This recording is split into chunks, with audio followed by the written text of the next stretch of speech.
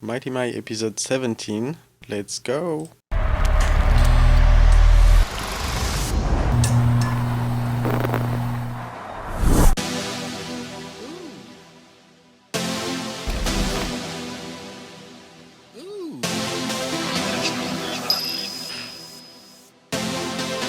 Yo!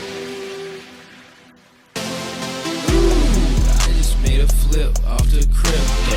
I ain't got a trap no more, still got it on my hip. Run up in this house, you get flipped just like a brick. Accumulate, yeah, you know I bought the dip. Like, I just made a flip off the crypto. I ain't got a trap no more, still got it on my hip. Run up in this house, you get flipped just like a brick. Accumulate, yeah, you know I bought the dip. I bought XOR at $12. I put 50 bands in Kusama. My bitch mad cause I don't never call her. Nope. But my portfolio went up another comma. Told her I'm a rich cracker bitch. EWT #1 on my list.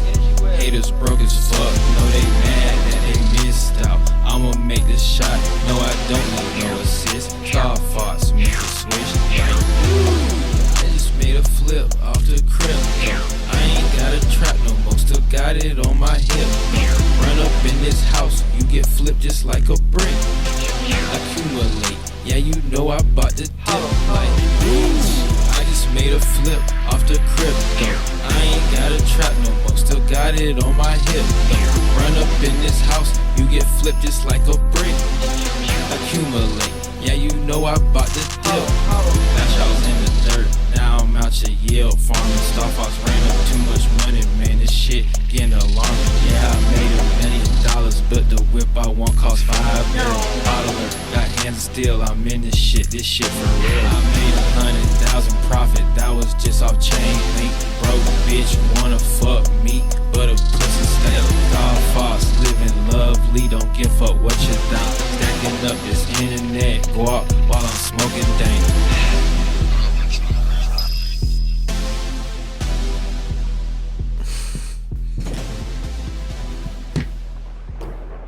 So, I just made that flip. welcome to the MightyMai episode 17.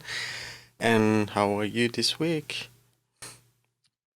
Oh, I'm doing good, dude. You know, like you said, we've been coming off a very eventful past month here, and the last week, you know, aside from a few things, just been kind of decompressing a bit, trying to keep the momentum going without overdoing it, and kind of taking a moment to add to kind of you know, just breathe in the vibes of what all's been going on the past month. So Yeah, but yeah, it's just the beginning too. So it's you know, no time to stop, but you know, just maybe a moment to pause and really appreciate what's been going on. So yeah, I felt the same pretty much. And I mean, last week was pretty overwhelming to me emotionally, and I had to take a few days of break to see the big pictures and breathe a little bit as well. Yeah, but at the same time, I love these crypto musics, especially like now World Star Hip Hop jumps on that and start to release artists that are, you know, having 100% lyrics about shilling cryptos and everything. So that's cool. And there's a few of them I collected this week. I would love to play a few music this week, cool songs. Oh yeah, and everything. maybe we can even. I mean, maybe we can kind of get a little critical on the music. No, no. I mean, hey, I like that. That's I not like that high World level Star music. What we just heard is not like pretty high level, but that sounds as it should well, you know, for the purpose. I was gonna say, yeah. I was gonna say it's like the not necessarily the quality or of tech, not like the technical quality of it, but you know, it resonates with the times, and I like seeing that World Stars playing on this trend, even though they're probably slightly trolling, or completely trolling with this song. But yeah, you know, it's a good vibe. You know, it's a good thing to lighten up. But hey, I mean, he didn't speak any. Those were all facts, you know. Yeah, absolutely. Haters Haters be mad and they're broke. No, But did you know this artist Star Fox LA Flair? no, I've never I've heard of never him. heard of him, but yeah, whatever. The song is great. Shout out to him and Yeah, Worldstar Hip Hop. yeah. I mean, a lot of you got to think too nowadays. Like an artist having something like this, even if it is like a bit of a joke, it's not a bad thing anymore. Like think about there's a few artists that really got popping off of like joke songs, Yeah, like meme songs almost. So you can't be mad about it. I don't know. I'm not at all. Personally, I'm 100% for these things. So yeah, that's the fun of music, and it Right on. sounds good. So that's cool. No, I mean, he kind of It crushed it. helps I mean, enjoying the like yeah, vibe. Yeah. somebody said Weird Al Yankovic made a career out of it. Yeah, I mean, I was actually I thought of him, but the girl I'm actually thinking of is Doja Cat. Doja Cat literally Hmm. blew up off of that Moo Moo song, that cow song. She's like, and like, but at the same time, like, she's like incredibly talented, and because she Yeah. was able to make joke songs, like, she made a bunch of smash hits since, and so it's yeah. So I mean, fuck, more power to you. More power to you. Yeah. So this week I've collected a few news. Yeah, like I told here and there, not big things, but some things to pick for kind of the after work vibe and get the mood of what's going on right now. And yeah, I wanted to talk this week about Song Camp as well that was happening last week, and you were part of it. So that was really Yeah, very. interesting to see, and it will be to debrief on many levels. So Yeah, no, congratulations for that because it was a success.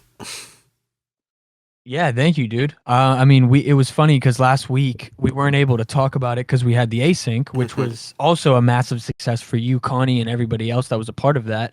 So we have plenty of things to really break down. But Yeah, yeah, that was it was funny. I literally popped into this podcast, and it was literally second. Like I jumped from the live auction straight into this, and yeah. it was pretty crazy because the auction ended like a second before I jumped in here, and it was pretty surreal for everybody in the chat.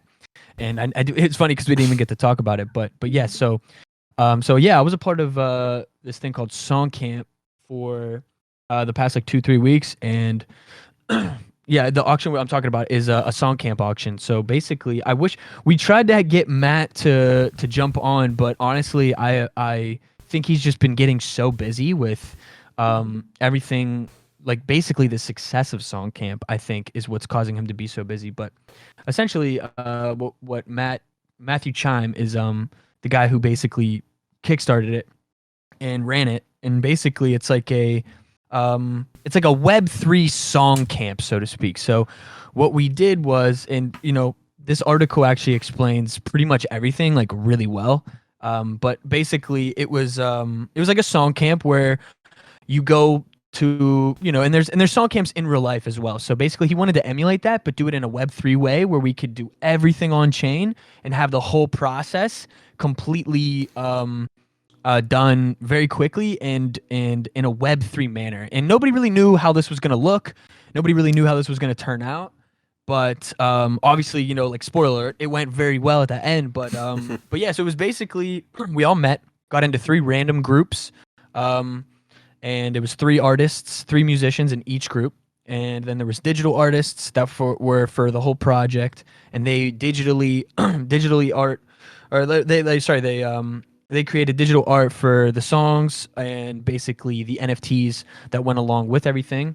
And it was yeah, I mean it was pretty in depth process. I don't know how I don't know if I want to tell the whole like every detail of it all in one go. Maybe we can kind of break it down one by one. But essentially, yeah, we started off and we got into 3 different groups. I was in the group with Matthew Chime and a guy named Matt Parod, who, like I said, we met. Everybody pretty much met and worked together for the first time during this. So Hmm. it Yeah, was it was that's right. exactly what you would expect from a song camp in real life. which you meet with musicians that you don't necessarily know. You spend a week with them, in a house or whatever, and with some production gears and skills. It's like you put everyone in a shaker. You just shake for 1 week and you see what comes out. And most of the time, unexpected material comes out of this kind of process. So that's why they exist, because everyone wanting to participate doesn't have really an idea of the outcomes.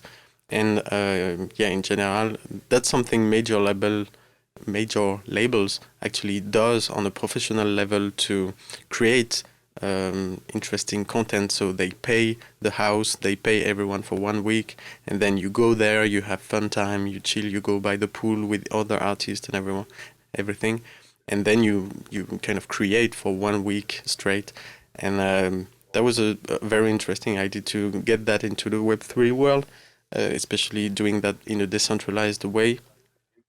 And Matthew ideas doesn't stop when the song stop, because he wants to go further and make SongCamp as an initiative that goes beyond just producing the songs, but also helping in handling the marketing and the sales, and everything that goes around the whole management aspect, so that artist doesn't just come, produce music, and most of the time that's his concern.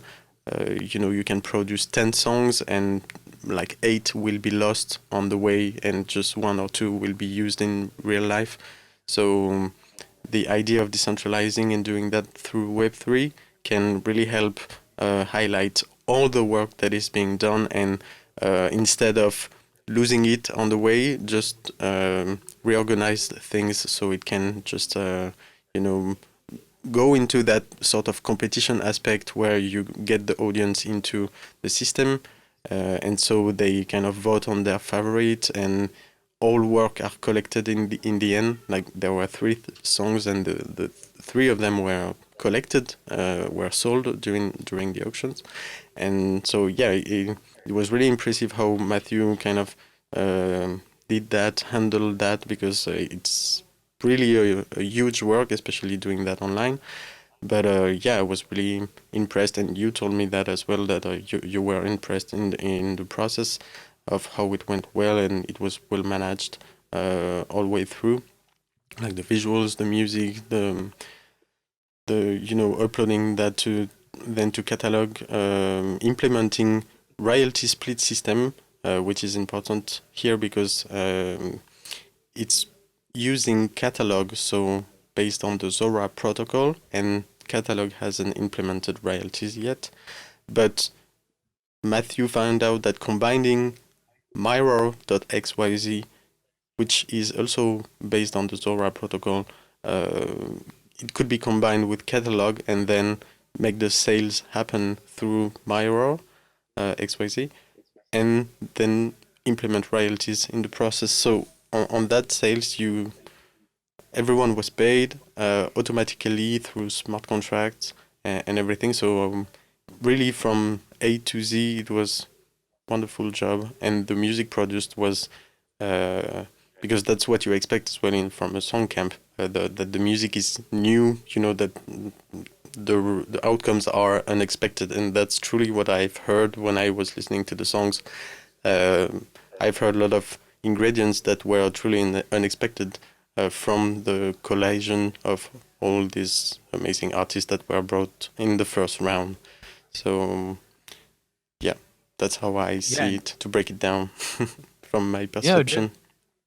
Absolutely, and maybe we can play a track or two in a second here. But you brought up a lot of good points. Number one, you did bring up the fact that something I missed to mention, which is that basically, the whole idea of SongCamp was to take, because there's, how many times do you make songs with producers and artists or whatever, and then the song just doesn't go anywhere, and that's for so many reasons, whether that's because the artist or the management or the label or the producer's management or the producer's publisher, like somebody has a beef with the other, and it stops the process of the song getting released. But because this is that Web3, everything's transparent. You can see the splits. You can set that all up. You can get everything done in a very provable and structured way, which is what this type of technology is supposed to be used for. We were able to meet randomly for 2 weeks. We made a song, and somehow at the end of that 2 weeks, we put up auctions. And as you can see, if you're looking at the screen, I mean, you can scroll to each song. I mean, it was, because you have to understand, like, this was one of this. I mean, I had my first situation with Connie earlier this year, or earlier this month, April 2nd and or 4th or 5th or something, that we did, and that was my first experience like tasting NFTs, as being a part of the process of it being released, so to speak. And dude, it's insane when you see it actually work and you're a part of it. And this was a massive shock to me on, in my opinion, how successful it became. And it really made me realize like how much this really does change everything. And maybe not SongCamp itself, but the technology and it being utilized in creative ways like SongCamp did here. And so and that goes massive shout outs to Matthew, because he fucking crushed this. I mean, I've mentioned this to him many times, but it was it's an incredible challenge to be able to manage all of that. Yeah. And he admitted he basically made that shit happen like a boss, and mad respect. So I was super happy to be a part of it. Luckily luckily me and him were on the same squad, and and yeah, so we made so the process of the song, actually I'll tease this idea actually while we're here. So I have been working on something with Connie, and it's basically like an exclusive content access page, right? And basically, I have a lot of footage and behind the scenes of me making my process in making this song, and from week 1 all the way to the last day, where I'm like stressed about the fact that holy shit, I made this song like a couple days ago and I have to fucking master it in 10 minutes to send it off for it to be released and then auctioned off, which I was like, man, this is a new process for me, because as Mighty, me and you were working on a few albums and we're sitting on like 30 some tracks that are unreleased right now, and those are, some of them are from 3 years ago. So it's kind of ironic and a little bit hilarious that one of the first real songs I release here is from something I made in less than 2 weeks, and in sonically speaking sounds like pretty different from stuff that I would release. So but that's kind of the whole power of doing things like this, is that it gave power back to the art itself to enable it to just be what it should be, so to speak, and just to like live freely. So it was a very cool experience to see. But the teasing that private access, right? And Mighty, I know that you're also going to be a part of this as well. There's a lot of stuff yet to be figured out, but basically this private access page is going to have a lot of exclusive content that will be gated by either tokens, social tokens. We're thinking about using some more popular versions as well, and then also certain access pass NFTs, which are going to basically give you access to behind the scenes exclusive content, very long form, very intimate, very it really gives you a deep insight into the process, because it's you just wouldn't be there anywhere else. So or you wouldn't be in my studio with me, right? But you get to see that intimate process of me like working on the song completely by myself, which you see some funny stuff, you see some stressful stuff, you see some breakthrough moments. It's actually pretty exciting. But basically, yeah, so just some exclusive content to go along with it that will give insight into how the song was made. But just wanted to tease that little thing. It's not done yet, but very soon we will be it'll be the access passes will be out to get to these exclusive content. But yeah, did you want to maybe play a little bit of this song and just give a tease of what we made? Absolutely. So this is so we had to make a fucking a band name day one in like 10 minutes. And I was talking to that's what I like. that's one of the parts I prefer in music in general, in music recordings, is that taking snapshots rather than having the perfect thing. Well, whether you can sublime something to the highest degree and make it, the most perfect for what your vision is, but at the end of the day, it still is a snapshot of this day, and that cannot, be really altered. It can be, balanced and sublimed, but it is a snapshot of today, and whether it is sublimed or not, in the end, it's just a good picture of the moment, and and that's what I like in music most of the time. So No, so no, that's beautiful. And how did you came up with the Rainbow Punch name? so that was actually coined by Matthew Chime. He popped in. So me and the other guy, his name's Matt. Me and Matt, or Snacks, is what he went by for this Web3 extravaganza. Basically, me and him were fucking chatting it up for like 45 minutes, just getting to know each other, just ranting about the industry and how fucked everything is and how exciting it is to like get here and have an opportunity to like build something brand new. And Matthew comes in, he's like, "Hey, did you guys get a name yet?" And then 10 minutes later, he'd pop back in and he'd be like, "Hey, did you guys get a name yet?" And we're like, "Nah, man, we've been just chatting." And then he comes in and he's like, "What about Rainbow Punch?"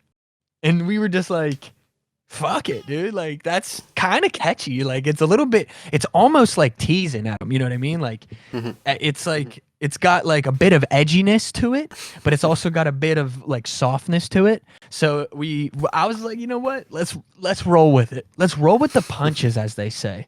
So that's what we did. And it sounds like a delicious cocktail. Name. What'd you say? I say it sounds like a delicious cocktail. The name. It does actually. It does sound like a nice drink that would probably intoxicate you at that'd be with moderation. Yeah. So but yeah, so we had to come up with the name in 10 minutes, but it's funny that you bring up the point that it's good doing things in snapshots.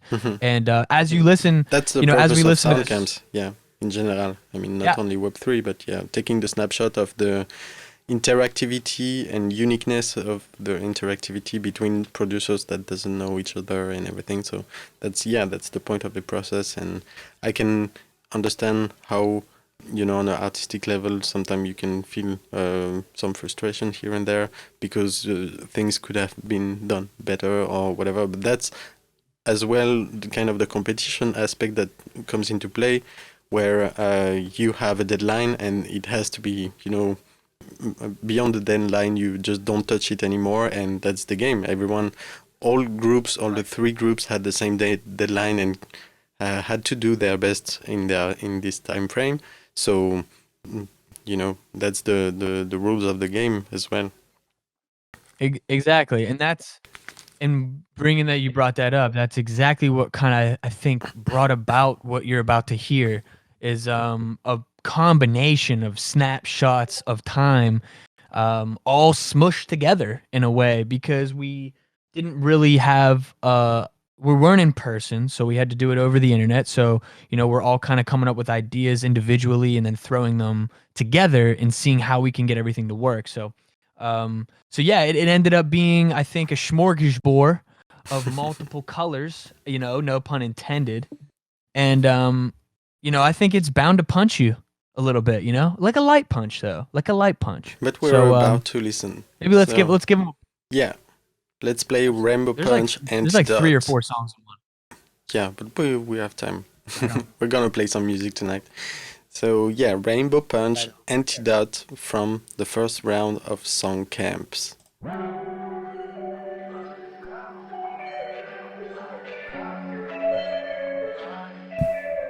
Riding good up on the roof, I got candles lit, you out of view. I've been moving since about 92, and the way you dance has got me mute.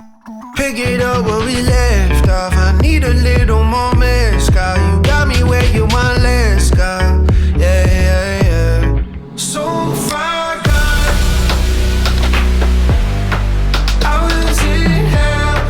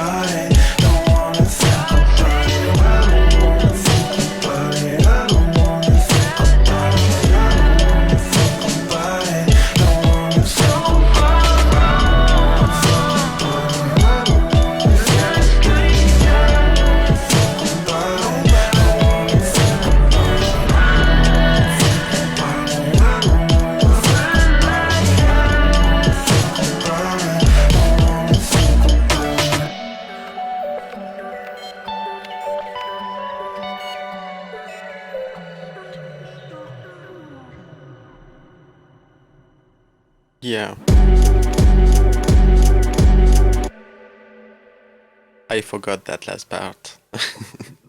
Yeah, I was gonna The say surprise. they insisted on adding that. That was Snacks and Matthew that added that last like at the end there, that little replay part. Yeah, but Um, I but yeah, really very love the so fact I that you mean, hear the different vibe, especially because I know your color, and I know Matthew's color as well, and you truly hear the different, the combination of all the different vibes. yeah, absolutely. I was gonna say, yeah, I think that you could really hear that there's a lot of different ideas all in one. And man, like I said, I keep bringing up this content, this behind the scenes stuff, but you literally get to like the journey this song went on in terms of how it started to how it ended is kind of insane. I mean, it's particularly my part and as well because I originally wrote my part to that bass line, just the original bass line we had, and then um yeah, it's I'm sorry. I got super distracted by that fucking meme in the chat. Oh my god. That was hilarious. Yeah, Um Timmy was but, asking if it was programmable music, but no, the SongCamp is not really programmable music. It's more a collaborative effort with rules to produce. It's yeah, literally like an experience where you have a deadline, right. and then when the deadline is passed, you freeze everything, and the result is the result. You've got 3 songs produced out of 3 collaboration between 3 and 4 people when you include the visual. Uh, so yeah, I wanted to listen the other ones as well, but yeah, just Yeah, to picture what it is about, and yeah. and I was just gonna say one more thing before you play these other two tracks, which are also both incredible. I actually like literally love the second track, Driftwood, Texas. I think that song is like insane. And But you yeah.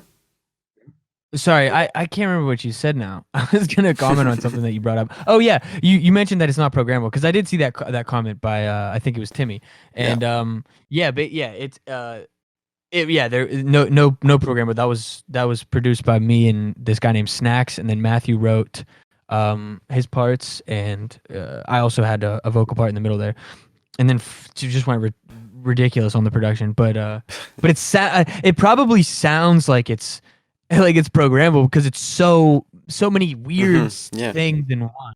And so I think like that's kind of like why I think that question's interesting. But yeah, no real rules either.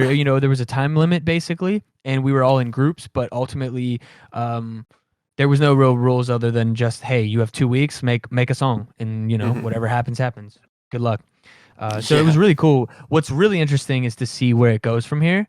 But like that's gonna be crazy. Um, but yeah, there's a very great future, which with this type of concept. But yeah, before we get But more into that, maybe we can yeah, take. here is truly a precedent. I mean, a real good reference in time of how it can be done. I truly wish Matthew, go further with that and can handle the thing on a way, to scale it up, and keep this idea for him. But I'm sure that it will for sure influence many across the world to kind of innovate and do the same process. But yeah, we're about to talk about programmable music a little later, because there were some interesting things this week when it comes to this, and after the async music drop.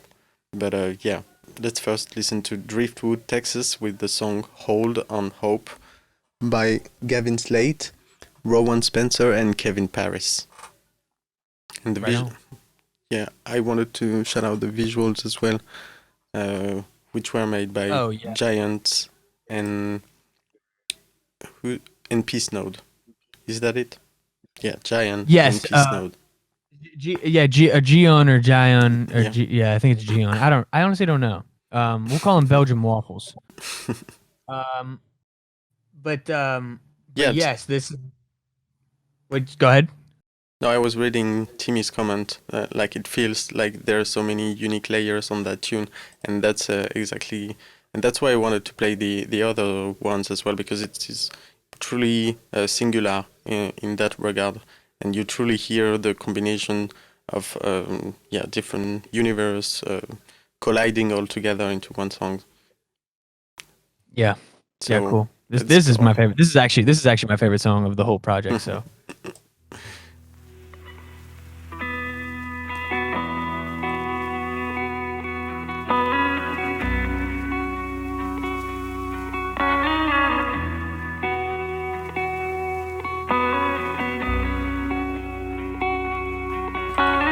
Hold on hope a little longer. Just keep your head above the water. You found the light when the dark runs out. Yeah, you found the light. Yeah, you found it.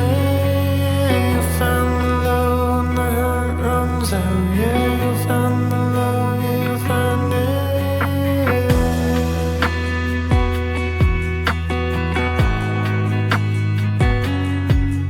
Know you're tired and you're down on your patience, and you're up in your head turning pages. Yeah, that spark in your eye has been vacant. Yeah, it's fading. Yeah, it's fading. Hold on hope a little longer. Just keep your head above the water. You found the light when the dark runs out. Yeah, you found the light. Yeah, you found it. Yeah, you found the love when the heart runs out. Yeah, you found the love. Yeah, you found it. Someone's gotta break this silence. You're more than the pain inside you. Gold in the silver lining. You'll find it. Hold on hope a little longer. Just keep your head above the water. You found the light when the dark runs out. Yeah, you found the light. Yeah, you found it. You'll find Yeah, it. you found the love when the heart runs out. Yeah, you found the love. Yeah, you found it. You'll find it. You found the light when the dark runs out. Yeah, you found the light. Yeah, you found it. Yeah, I didn't mention that yet, but the production the production level is absolutely insane, and that is to me one of the most challengeful thing in the whole SongCamp, because it's not only about bringing a bunch of artists into a room, because it can turn out not good and not having great results, but here it's just insane triple A material that has been produced in from people collaborating that didn't know each other before and did everything themselves, because usually on a sound camp and in real life you in general have an engineer around that is here for the whole session to manage the technical aspects for everyone and just let the artist produce their material, and so they don't have too much to deal with the mix, the mastering, and having to do the editing and so on, the recordings and everything. And not talking about the fact that everyone has different on a decentralized level, everyone has different gears and setup, and having a good quality recordings is not something that you can expect from everyone to have top studio gear at their home and everything. And that's really why I want to play the songs as well, because that's insane AAA productions, and that requires as well from SongCamp to choose to kind of curate.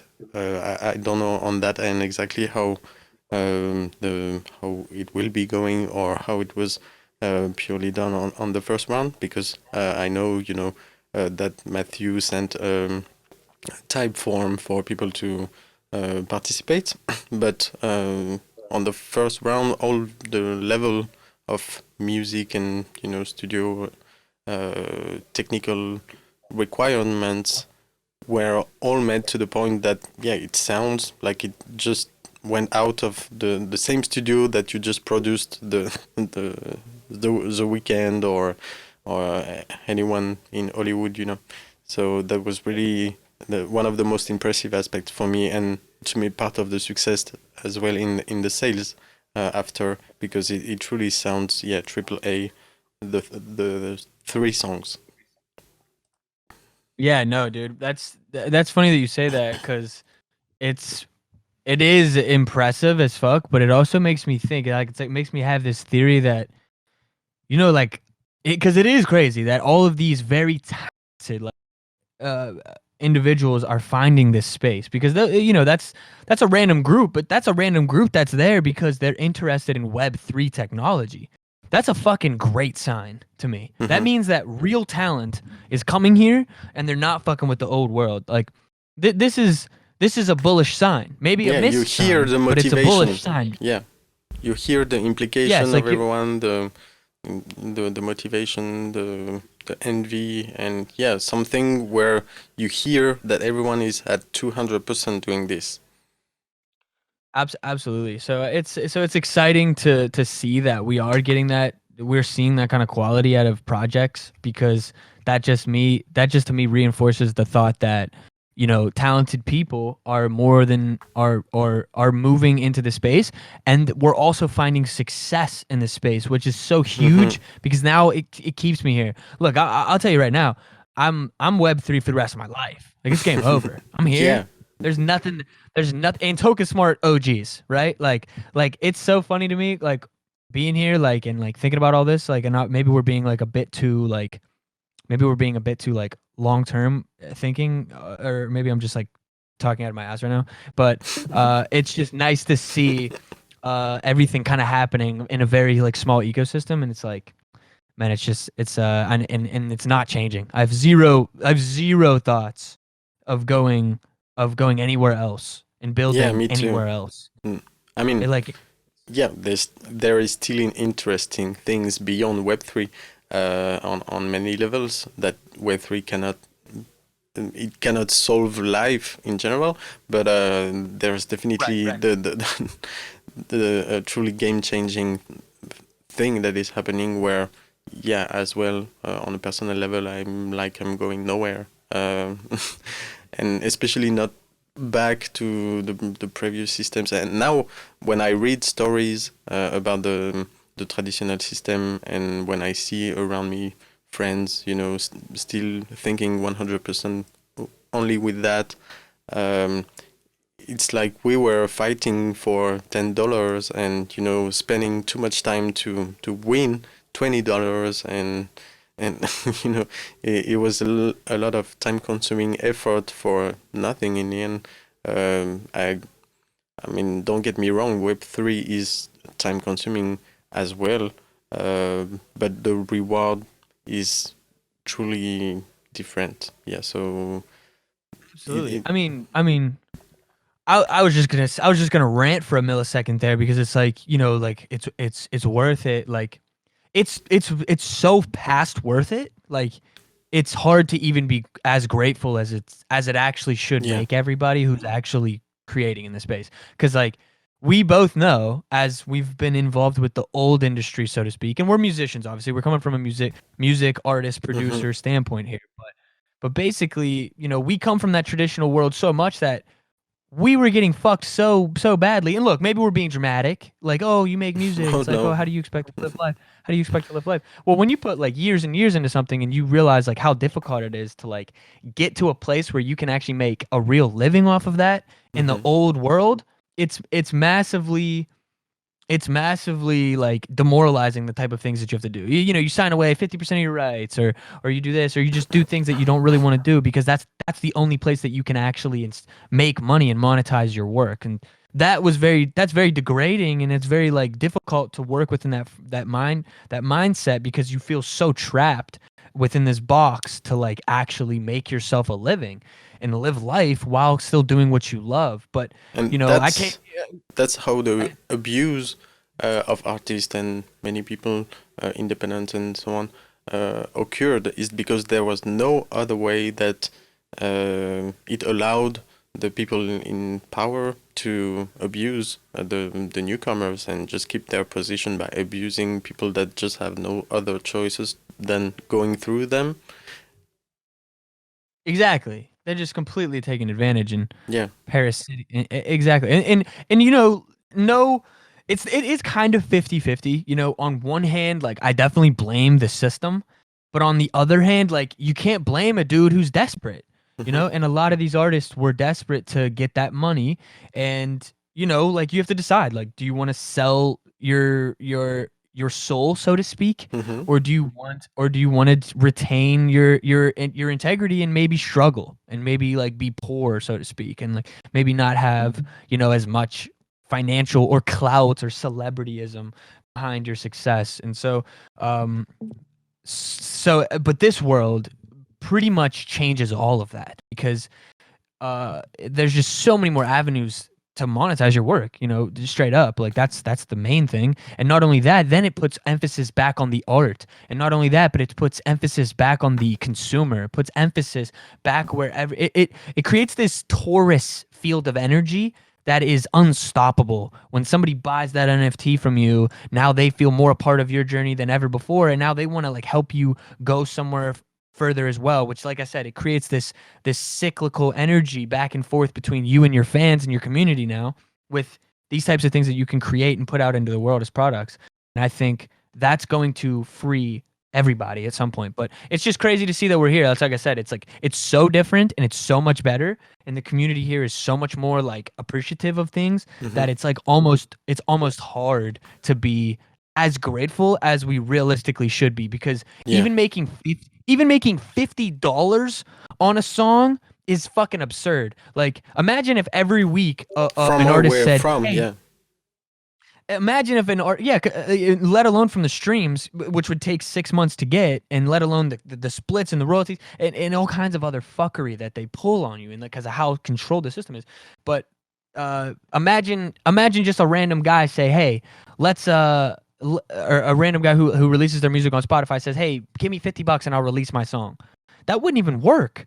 Hmm. The fans on IG, if you said that on IG, everybody would reply to your story and say, "Dude, go fuck yourself." Like, and that's like laughable because, like I said, let's, you know, going to SongCamp as the example, SongCamp SongCamp just put out a song specifically on catalog and on Zora Protocol and on Mirror. Basically, that song isn't even released anywhere other than on that NFT, and it's sold for like 30K. Like, dude, come on, that's fucking absurd. Like, it's fucking absurd. Not only to mention that the splits were in real time and the digital artists were cut in, pretty much everything. Yeah, the Absolute managers, the it's absolute visuals, the musicians, everyone got it in the cut. Yeah. Yeah, this is a good question. Lindsay with an E. Lindsay with an E. Nice. Yeah, I guess there's many ways to spell Lindsay, huh? Does SongCamp retain any rights releasing using them? Every artist group is in control of their creation. So, for example, our song with Rainbow Punch, it's basically me, Matthew, and the other Matts, or Snacks is what he goes by. It's our decision to decide what to do with that song. So, How did they stay afloat? Um, Yeah, when you you can say see in the royalties split that the management takes a cut for managing the sound camp. So they take a cut in the sale as part of the different royalties split recipient, and this on every song. So that's how they found the time consuming part of managing all that. these are a lot of good questions I'm seeing in the chat right now. So do you guys get royalties on secondary market? Yes. So essentially that will be so it'll be the same splits that you see on Mirror, and but only on the secondary it'll be 20% of whatever that is. So um So yeah, if that I think that makes sense. 20% royalty, yeah, on the sale, and then that 20% will be split, and then I would essentially get 20% of that 20% of the resale. So, but yeah, I mean, dude, I mean, this is insane. Like, looking at that right now, like, literally blows my fucking mind. Like, it's absurd, dude. Mm. Like, look, I'm gonna be really personal. A label bought an album off of 4 people off of me a year and a half ago, and literally offered less money. Like, think about Mhm. that. Like, that's fucking absurd. Like, it's absurd. Like, we don't realize what's going on here. But we do. We get it. That's why we're here. That's why we're in this fucking Discord. But like, it's just crazy, guys. It's actually insane. I thought people were trying to step away from having to pay management. Okay, look. That's different. So Yeah. SongCamp isn't management. That's not really what it is. I mean, maybe I didn't really explain it well, but basically SongCamp is just, it was an idea, so to speak. It was basically like, hey, let's bring everybody into a Discord. Let's have anybody that's interested in creating an album with random people in a Web3 manner all kind of come through this process. And the splits were agreed upon day one, where we were like, look, nobody knows what's going to happen with this. We just know that we're going to make a song and we're going to turn it into an NFT, and we're going to release that NFT, and we're going to go with this concept. And no, we basically agreed to split everything evenly day one. But obviously, we kind of got a little more fair at the end of it. You know, we decided the artists should get a little bit more of a cut, and then the digital artists, and then they obviously cut in. SongCamp obviously took a cut as well. But I think going forward with SongCamp, because that was the first run, I don't think that there's really any I don't really think there's any set concept of where it's going to go from here. But I do think that it is, I guess you could look at it as somewhat of a management, but I don't really see it as I didn't really see it as that at all, because I didn't feel managed. I make the difference between passive and active middlemen. I mean, if someone is working really hard to make that happen, and that every musician had a fluid experience thanks to that, and that truly helped it happen, then it's work in the SongCamp ID as part of the final result. So it's active participation to me, and retribution for that time that was really active working on that side, which is different from middlemen that just sit there and take 10% for just watching the thing blow, which is what we're trying to avoid with Web3 in general. But that doesn't take away that some people are doing huge amounts of work, and this in the traditional system as well. It's just they are badly retributed for that. But that works the same. There are great people that are doing work which is not necessarily artistic work, but it is artistic business. And without this artistic part of business, it just wouldn't have been happening. And I like to see that everyone agreed on that concept. And to me, that is significative that Matthew did a huge amount of work, because otherwise, I think everyone wouldn't really have taken that decision to retribute and accept SongCamp to be part of the deal. Yeah, absolutely. I mean, like, look, we could talk about like whether SongCamp deserved that 10% or not. I don't think that's really something that I personally was worried about, because, like I said, and I'm Lindsay, I'm reading your other comment. You said you might make X amount right now, but in the long term, it might have been better to have made less than X and have a little team or anyone spend that money or anything else in addition, like marketing, development, studio time, etc. Create the music that's sustainable. I mean, I mean, genuinely, like, from my perspective, who I've produced many artists and released the traditional way. And granted, these artists aren't huge, so I'm not in a position to be producing like the next hit record. But the way I see it is that money is an infinite. Like, we would have had to have that track been played like 7 million times, and then that money still wouldn't have reached us for 6 months. And and by the way, we still own the rights to the song itself. SongCamp owns 0 rights to that song. So it's not like they don't own the intellectual property on the music. We basically treated the NFT as like a product, so to speak. Mm-hmm. And yeah, no, I do really appreciate these questions, though, because this is the type. I wish these types of conversations were more frequent in here. Honestly, I just think that most of the time we don't have enough courage in here. So let's fucking give a round of applause for Lindsay for just attacking us with the questions, because I personally love it.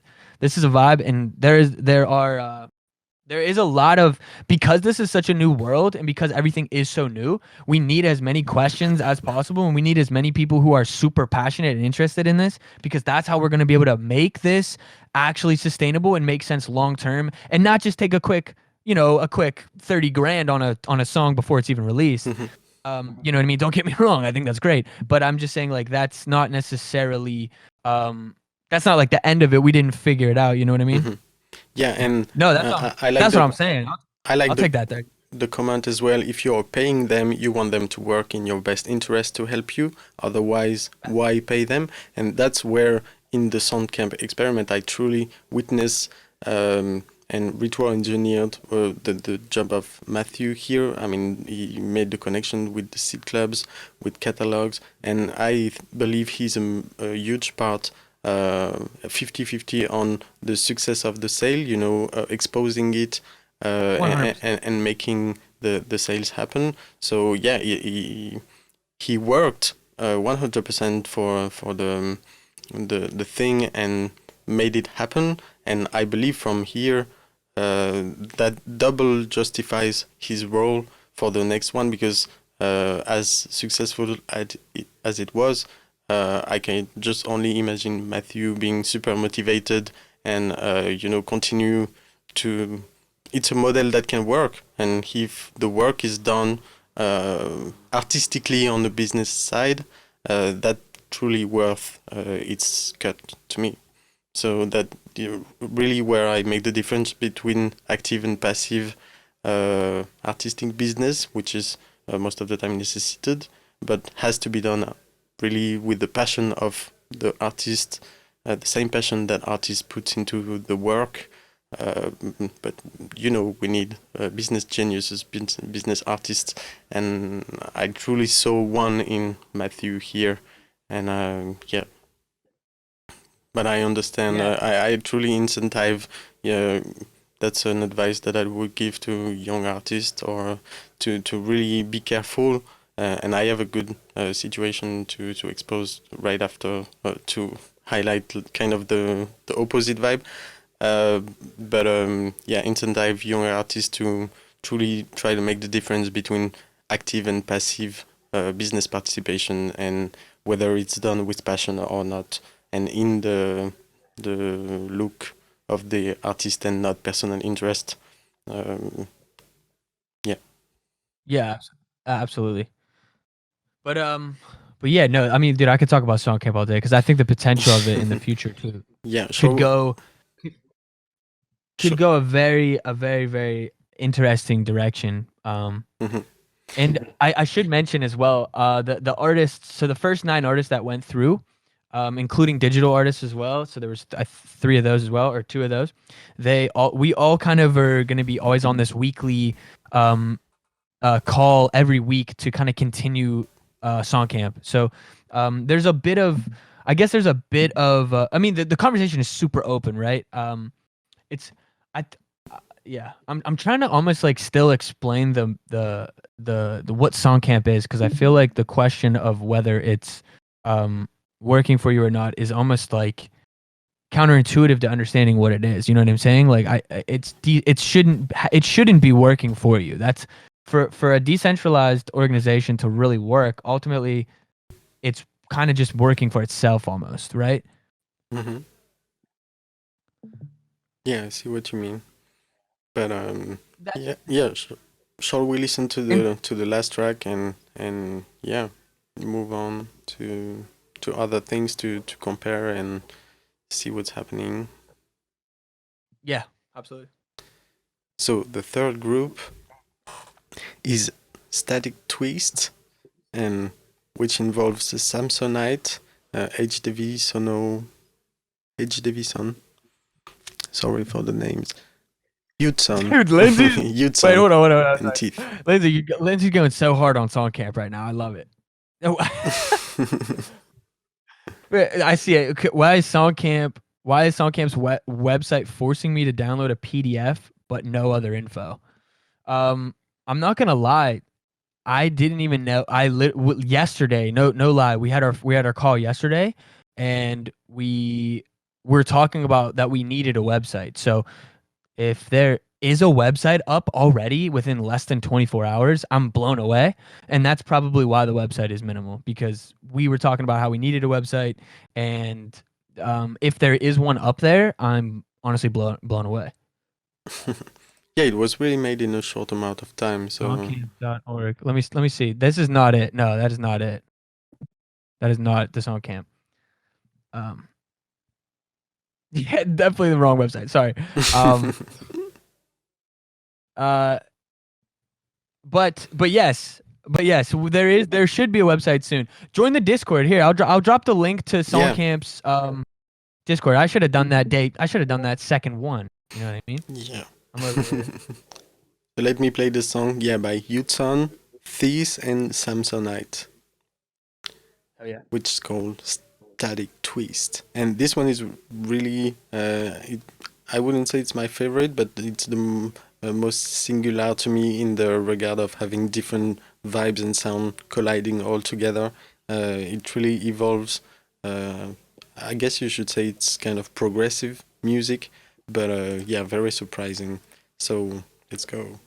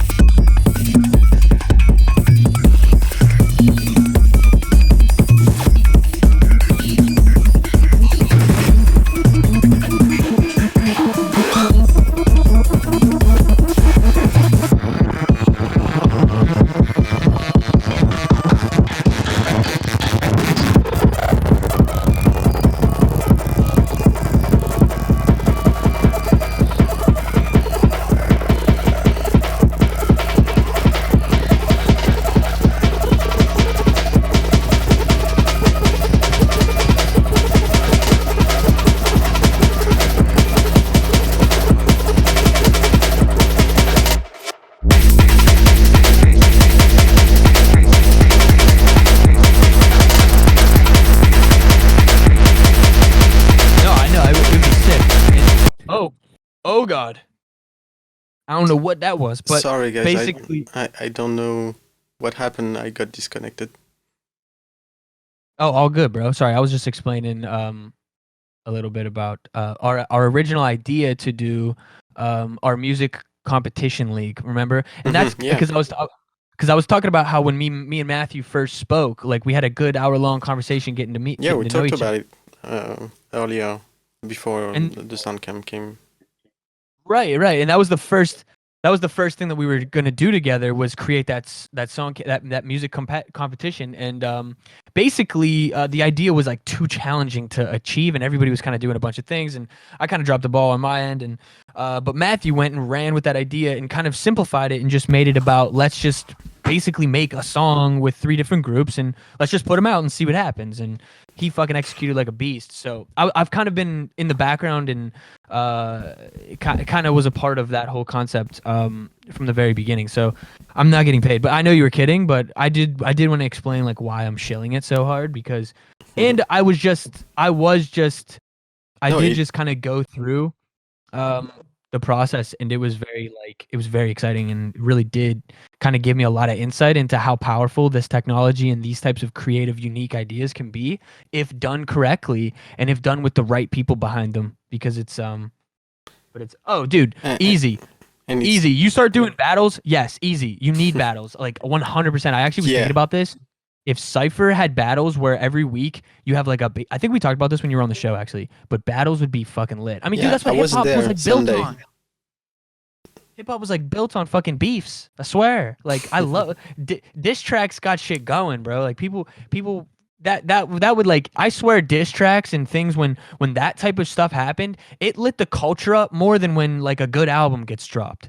Like that to me is more, and maybe in a good and a bad way. Some people are like, fuck diss tracks, that shit's lame, and that's cool. But my point is that starts a conversation quicker than anything is beefs, bro. So please, if you get the battles going, I'll start dissing everybody. But yeah, I was there Sunday at the Cypher event. It was great, absolutely. Each time we're here, and shout out to Space Painter as well, who is killing it. We have a new rapper in the game right now, and it's truly unique moments, and hearing everyone, jumping on these beats and genuinely having fun. It truly is cool. But yeah, coming back to the SongCamp, I like to shill it that much. I mean, I seen how singular or significative it is, because it truly is unique, and I mean it is a precedent. We haven't seen this. It was an idea that was around and that was really complicated to set up, and it was done brilliantly. And so yeah, I think it was the time, because I believe it will truly launch a whole wave across the world of people organizing, doing such things, and SongCamp being number one.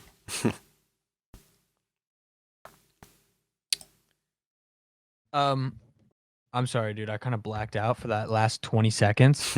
No, that's cool. But yeah, I was playing the music and it cut out, so you didn't hear the song, right? Oh, right. Yes, we didn't get to do that. But just to finish on that thought real quick, I just wanted to finish on the music competition league thing. Essentially, I could see SongCamp evolving into this type of thing in the future. So, you do the exact same thing. And in some respects, there was a competition because, we can talk about this after we play the last track.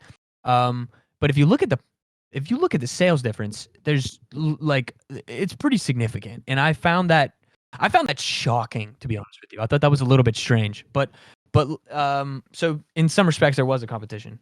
But let's have a well, there wasn't. Maybe that's just like that's not probably not a good way to put it, but whatever. Yeah, let's listen to that last song and then we'll get back into it. Yeah.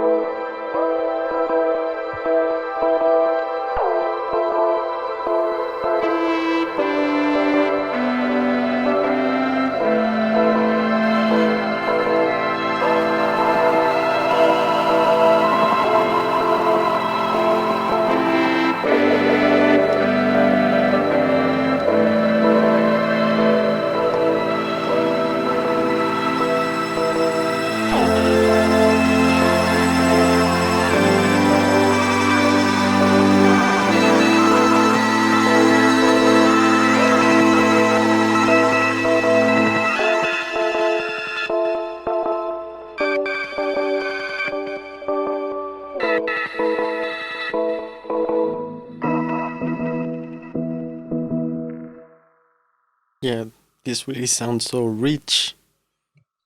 Like all these Yeah, that moments and everything. Space Painter, I was saying, like the last big drop was, I could picture one of your artwork on that big drop moment. But dude. Well, hey, maybe Space Painter's a part of the next song camp. You know what I mean? Space Painter, your shit's fire, dude.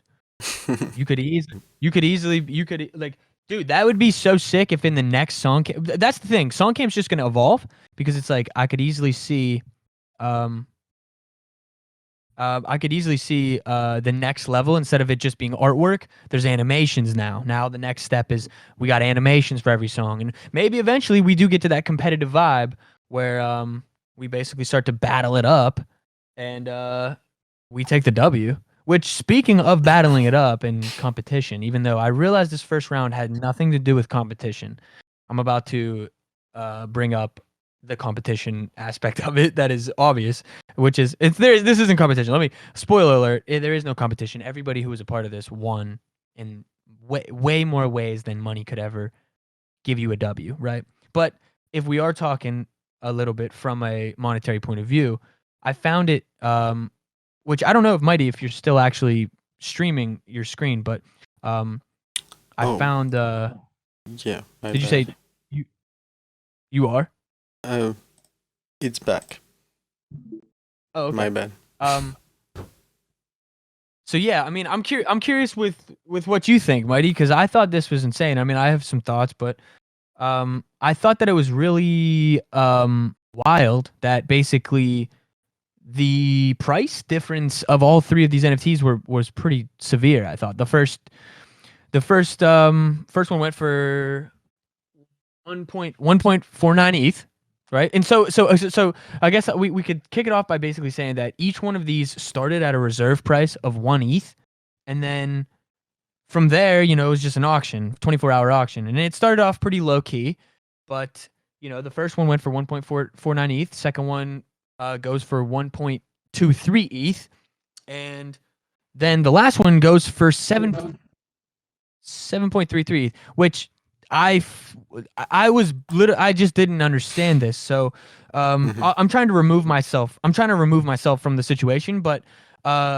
I just didn't really fully grasp this because in some respects, first of all, I love the other two songs. The other two songs are Hmm. fire. Yeah. I I found it incredible that this one went for basically 7 times the amount as the other ones, but it's all basically from the same process, the same situation, and music is opinionated, so it doesn't really. I don't really think that 7 times the amount was put into another track than any of these other ones. And if anything, like I said, I think that second track by Driftwood, Texas, is the best track. That's my opinion, right? I think that song is the most universal. I think most people are going to resonate with that track. So I was shocked to see that it went for the least amount. So, Hmm. and look, I know price doesn't really matter, but I found that very strange. So, I mean, I don't know. What are your thoughts on this process and how it kind of ended up the way it is? Do you have any thoughts on as to Yeah. why or anything like that? Yeah, I could see different reasons for that to happen. I mean, to me, that's where the process stops, and then you let it just belongs to the community. And as the community is early, there's a few parameters that comes into place. So it's like the idea of trading artists, betting on artists, this kind of, like you would bet on sports as well. And so you would be looking for the names that you want to bet in the future or less. And then sometimes it can just be biased in the wrong way because, the audience can make bets that are good or prove to be good or wrong in the future. You don't know at certain point in time. It's a participation to reward the artist, but as well there's this gamification aspect where you kind of bet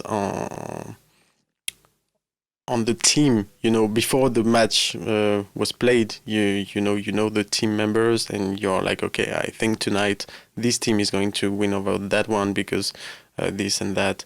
And so first of all there's this aspect, but secondly, the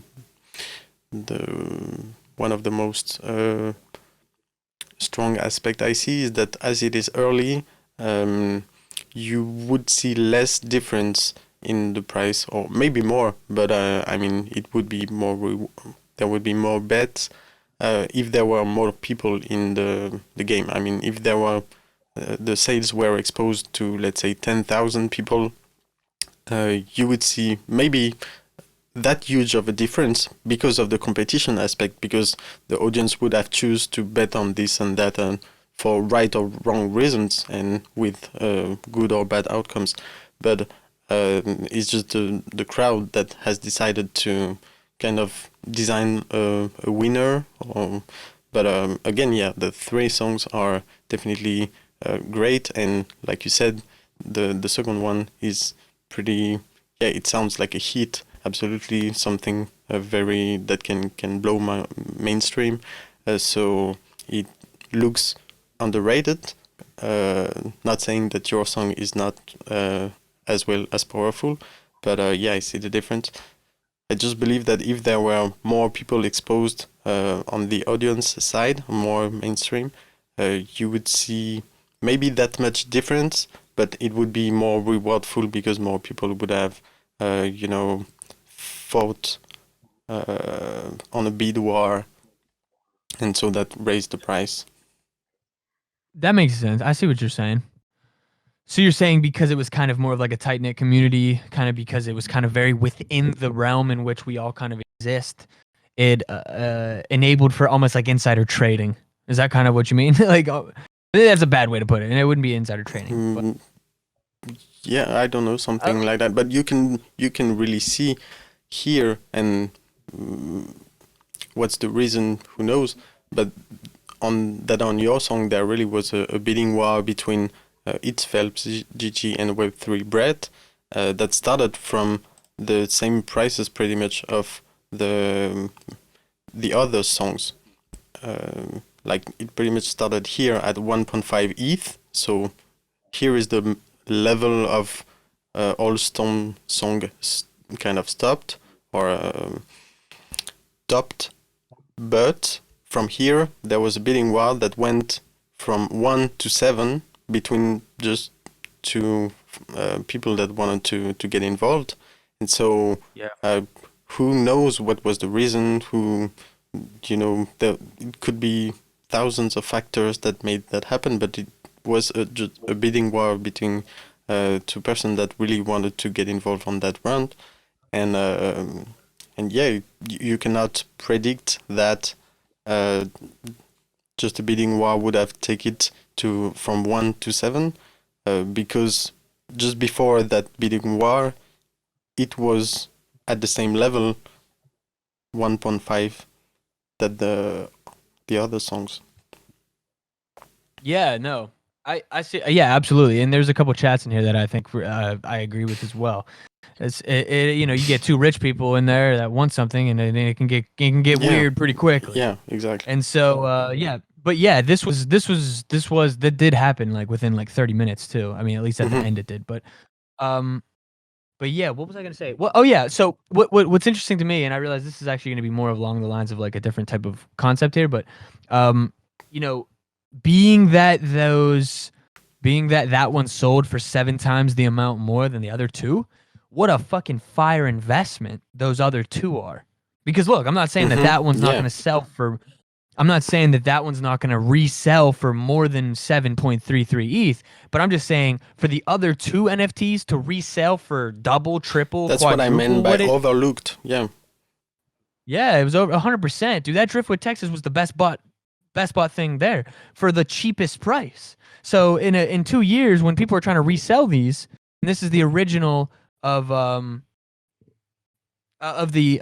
first SongCamp, then yeah, I mean, that'd be crazy. I love this. Once again, Lindsay, you gotta come to more of these events because you're stirring the pot in the best way. So each songs are one-on-one. They are just unique. There are 3 NFTs only. How many copies is that 7.3 ETH? Oh, that's just one. It was a 1 of 1. Yeah. 1 of 1, if that's what you're asking. So there's scarcity definitely being involved, but beyond that, who knows what setting started the bid war? Was it the betting on the names on the cover? Was it betting on the quality of the song? Was it I mean, it can be many reasons. Was it seeing the future? Is it defining the real value of the other two? A lot of interesting questions that has to be balanced through round 2, round 3, and see maybe more sharply and clearly, what the mechanisms can be. Yeah, and to see like kind of what long-term future this has, because I think he could easily do that same process 5 more times and it be successful 5 more times. Maybe not the exact same way, but I do think that is very like that could be a simple move, but I think that he wants to kind of upgrade and do something more. But I don't know. I'm gonna have to talk to him because he was supposed to be on the show tonight, but I think we'll get him next week probably. I don't know. We'll figure it out. We'll get him on here. I'll drag him on here. We're gonna interview him. But look, there was a question in the chat that I actually really liked from Lindsay, of course, naturally. What if the price devalues somehow and ends up being sold for less eventually because the person needs to liquidate their NFT, blah, blah, blah. So yeah, basically, I mean, I totally agree with this as well. It's possible. That's kind of the thing about this NFT market right now is nobody really knows if that is a good investment or a bad investment.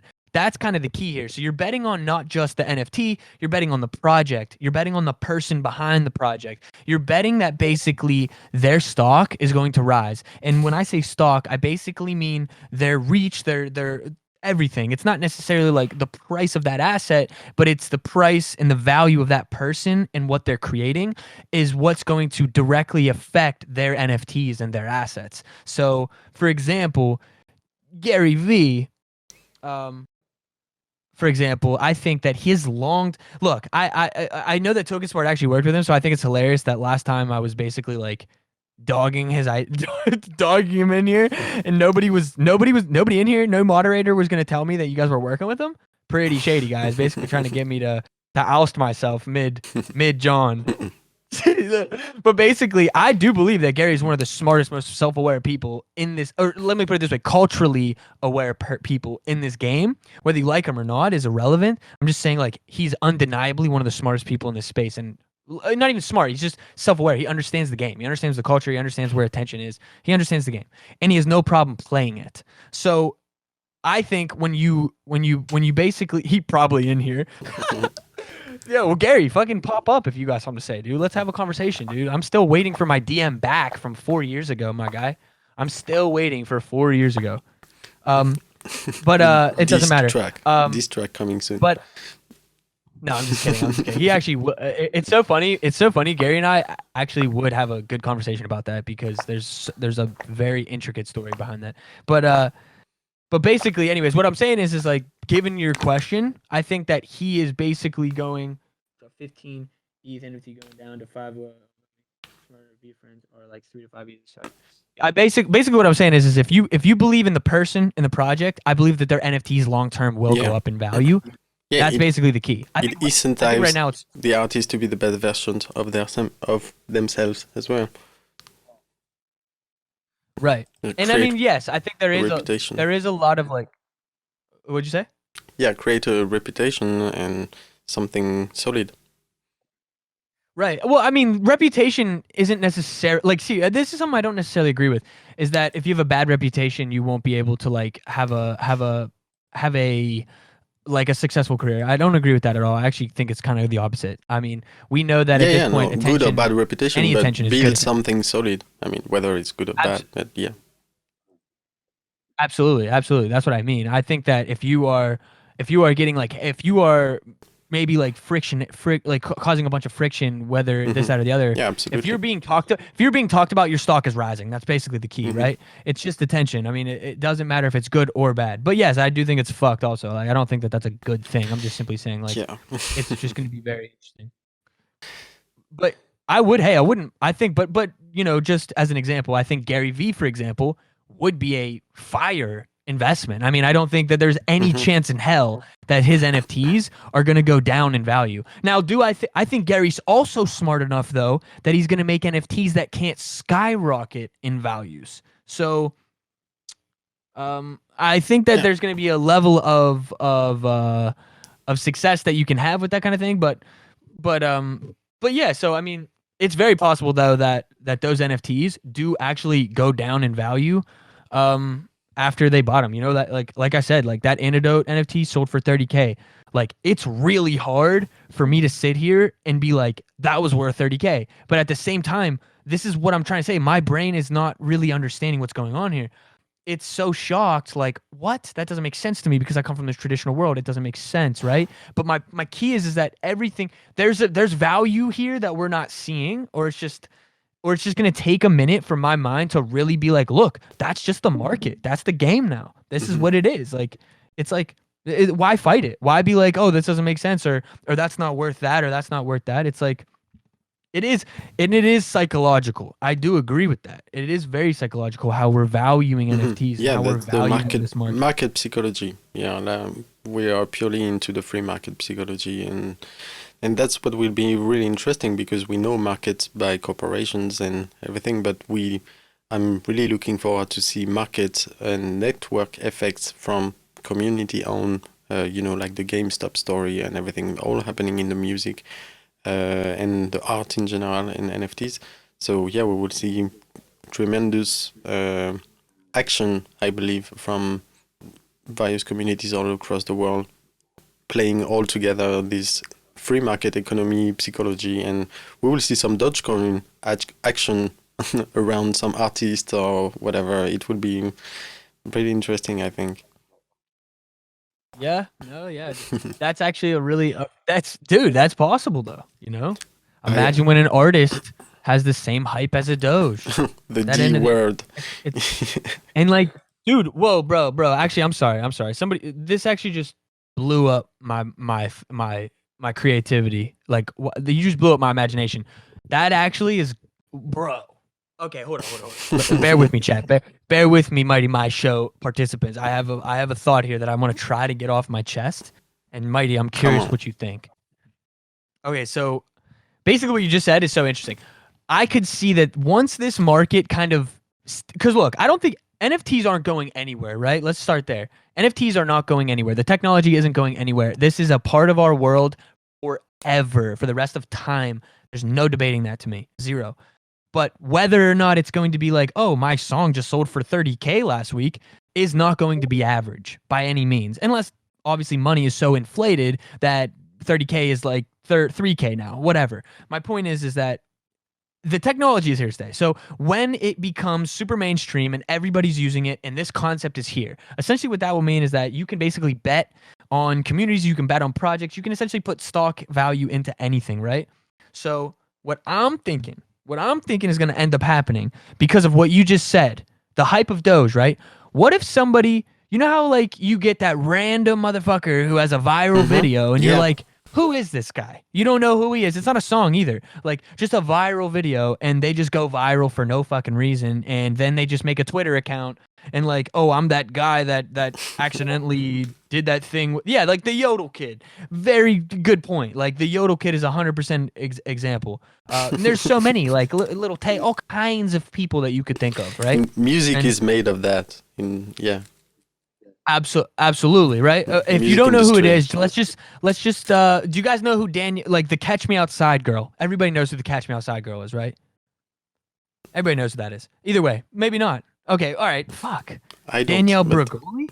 We don't know who that Bad Oh, Baby? Yeah, Bad Baby. Bad Gucci Barbie. flip flops? Yeah. Gucci flip flops? Mhm. Fuck it. Hit your bitch. I'm kidding, I'm sorry. Okay, basically. So here's what my point is. Yeah, bang. Space Painter saved the day. Space Painter knows what's up. Okay, so essentially what I was saying is imagine when a community out of nowhere just decides, hey, instead of GME, instead of Dogecoin, we're blasting this NFT. We're gonna auction this NFT. We're gonna auction this NFT to the fucking moon. We're gonna sell out all the editions. That can happen, and when it happens, it's gonna create instant celebrity. Because not only did you just put all of your money into that thing, but it's basically going to make that person have a community immediately. Like, Yeah, you gotta understand the psychology of an NFT sale. Think Creates a bond that's unstoppable. Yeah, it's like think of what's happening right now with the K-pop and BTS, which is the one of the most popular band in Asia and across the industry. They literally have BTS army people beyond them to go stream their music each time they release, just like bots. And I saw a documentary where they were talking like it was really interesting. They were saying we are ready to do whatever is required for their success, but the current system led us to become bots that just plays music continuously on Spotify because there's no other way to support them. We would do anything to support them, but the only thing we can do is just play the music on loop on Spotify, and that's it. So we just became playbots for this industry, how it works right now. But you take the same people with the same level of celebrity that BTS or K-pop music has, and you combine that to NFTs. Yeah, you can truly see something impressive happening. Absolutely. I mean, now BTS is obviously like massive though, so like Yeah, it's that's a good not really. example on that case. Yeah, well, that'd be like the polar opposite example. Like that's like that those types of things are going to be insane, but especially whenever they actually make them for their low level fan, right? If Drake today dropped a one of one NFT, that's not for his one. That's not for his true fan. That's for somebody who wants to come in and spend $3 million one NFT asset. That's not for his fans. When Drake decides to make a 1 out of 100,000 edition NFT that gives access to this, all kinds of extra albums, all kinds of stuff like that, which is going to happen, I'm saying that will be a precipice moment for NFTs where people will be like, okay, this is what we need to be doing with these.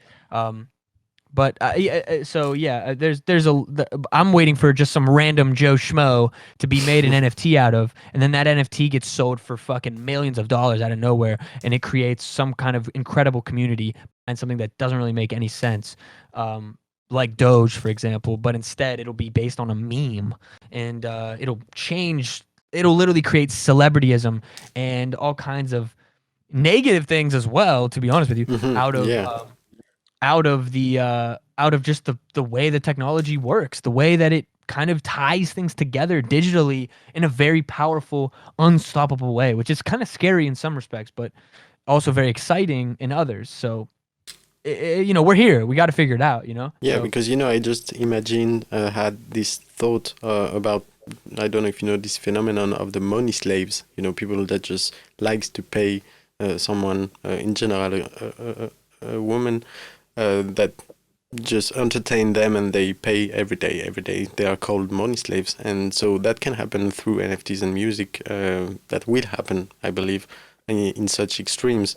To have this particular relationship with an artist, and an artist being malicious enough to, be sadic and take just the money out of it, and just keeps the thing rolling in that sense. So yeah, there would be many kinds of reputations and mechanisms around that. But yeah, it's free market, so everyone is free Right. to do whatever they want with their money, and yeah. Yeah. Well, we do have a few. We have a few questions. Maybe we can take one or two. Yeah, from I the, just from the- realized the question were in the event tab, and a lot of great questions. Let's go. Yeah, absolutely. We'll start with I don't know. What did you want to pick one, and then I can pick one? Yeah, sure.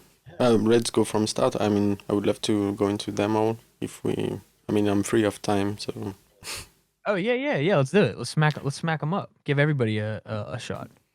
so how first from Timmy, how does programmable music NFT works? So programmable music is more of the concept where once it's released, you can interact with it in the end. So it's not a final still material that is released and then is untouchable.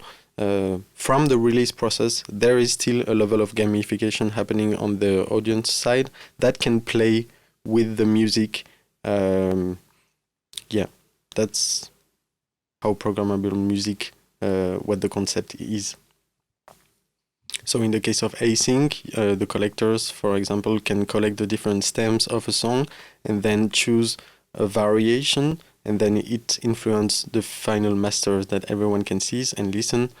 So in that way, the music constantly evolves. You connect to the website the next morning, and the drums have changed, or the vocals have changed, and so on, because there's the artists have composed different combinations that all works together, and that let the choice in the hand of the audience to play with it and interact with it after the release. So yeah, that's what programmable music means. And I saw new examples this week that I wanted to talk about. Very clear things that are going into that direction, and that to me are clearly echo from what's happening with async, and one from Nifty Gateway. So they are doing a drop, Gold Weird from Crystal Orchestra, Gold Weird and Logan Nelson. And so the idea is that they released all the stems from a classical ensemble that they recorded.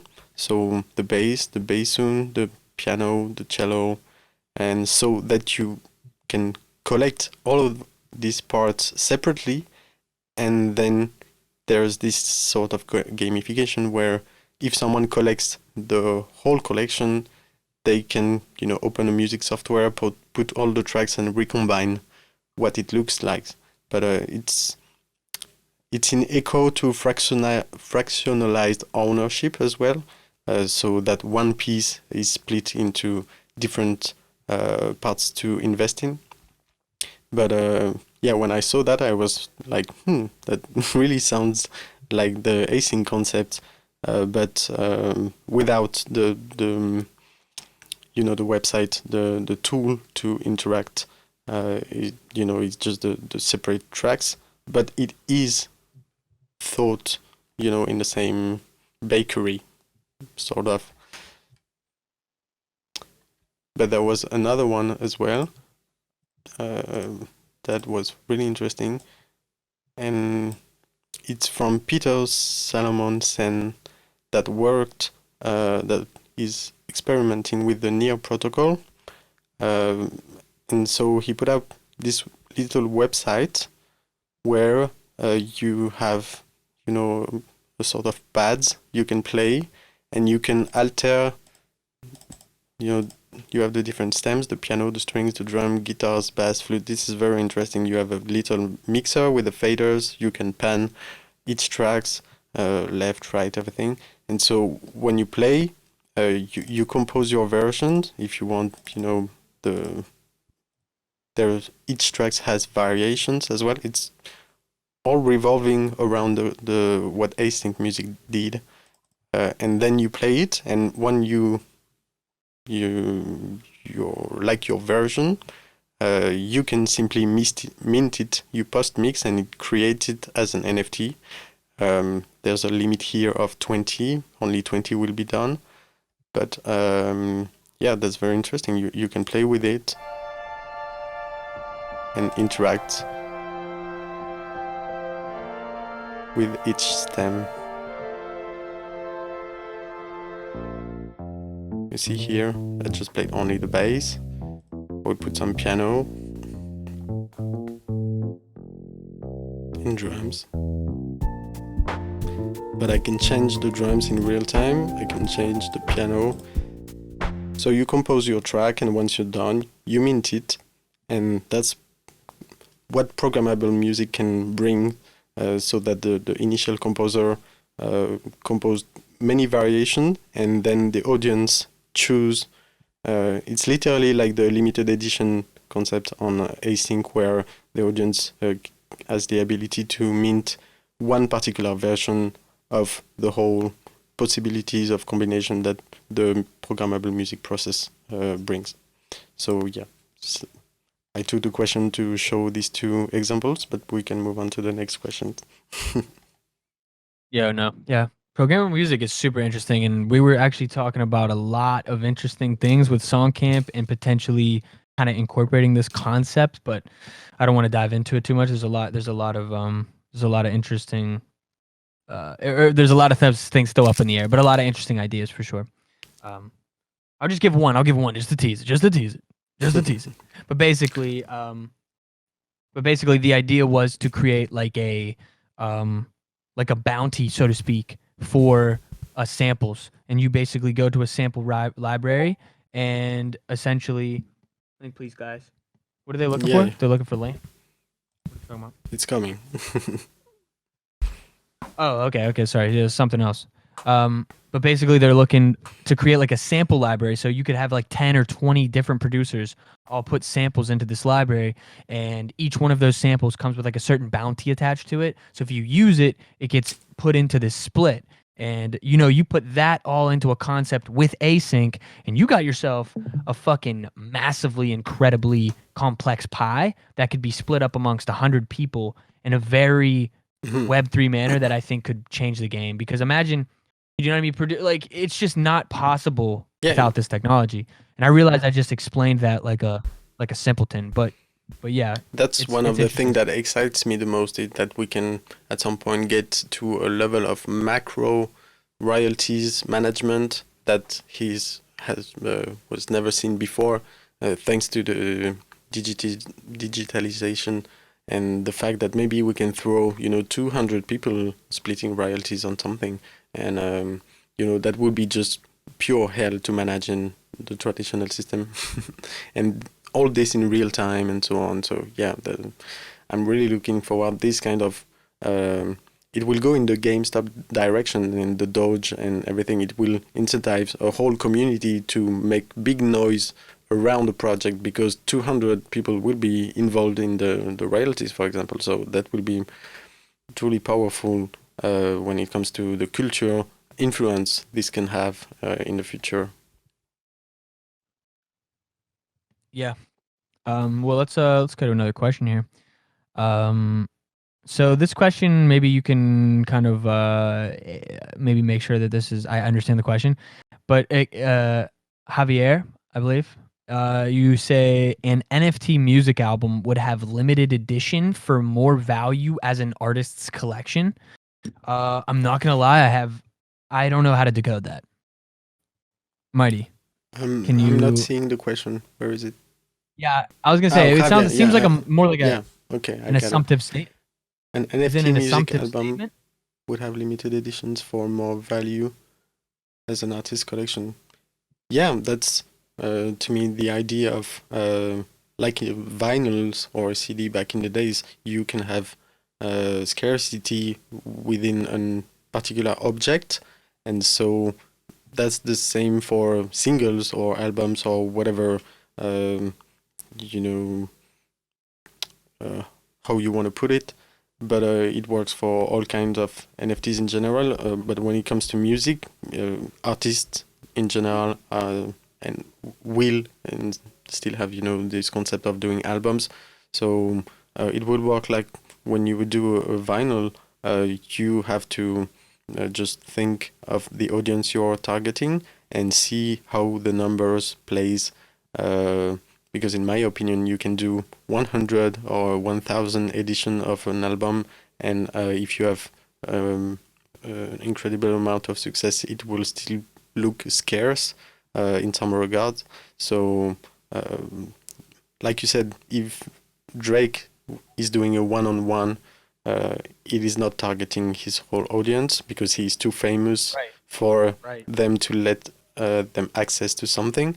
But yeah, that's what I'm talking about. When you have Drake's level of success, you would rather have numbers like 1,000 or 10,000, which will incentivize the whole fan community and to participate and have something, and at the same time still keeps scarcity for it to still be considered like rare or everything. Yeah.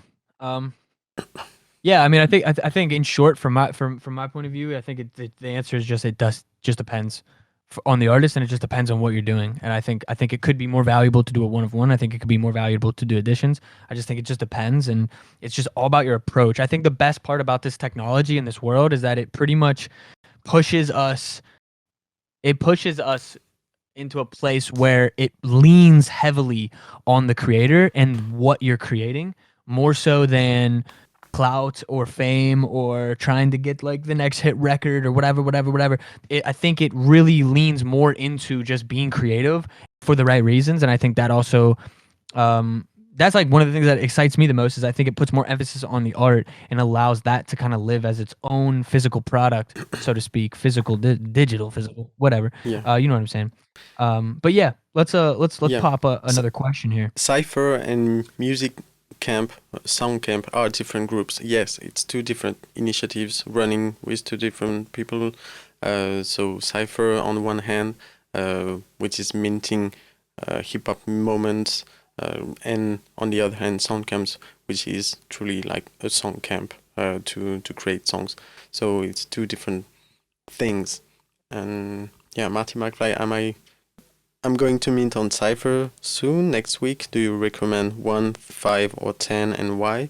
That's up to you, but yeah, having one will make it more truly unique, like it is this moment. But having like 10 is cool because you can start interact, like maybe keep one, send one to your friend, sell them for a different amount of price, just test, test the envy from people to collect it, and whatever the price is, just let people manifest. Like if you see someone interested, that's always a pleasure to see someone willing to support you. So it can add you multiple revenue based on one work, which is to be considered as well. So yeah, both are good. It's just one-on-one. You want to be sure that this is unique, that you control the storyline and everything. But going to 10 is still good to me when it comes to music because it starts creating interaction with your first audience, because the cipher is there are experimented people, but there are also amateur that are mostly doing rap for the first time and that are looking for support, may not be looking at business too much and stuff, so maybe more looking for an interaction. So 10 may be more interesting in that regard, and yeah, in the end it's up to you. Hell yeah. We got another question here. Marty McFly says, I am going to mint on Cypher soon, next week. Do you recommend 1 of 1, or I'm assuming 5 of 5, or 10 of 10, and why? Yeah, I guess you were sleeping for the past 30 seconds, because that's the one I just answered. Bro, really? Yeah, next one. I've been straight up. I don't even know. Maybe those edibles finally hit me. I don't know. Yeah, pick another one. I did take 2 edibles before this show about 2 hours ago, and I'm not gonna lie, like I expected them to hit me a lot harder than they have. So it's probably for the better of the show that they didn't hit me so hard, but that right there, that definitely might have been. I'm gonna just blame it on the edibles, okay? But hey, dude, that's hilarious. But yeah, shout out. Hey, you gave the answer. I was like kind of listening to it at the end too, and I was like, like that doesn't really make any sense for the SongCamp and the cipher question, but yeah, but whatever. Nice, sweet. Oh, that's good. Okay, next question then.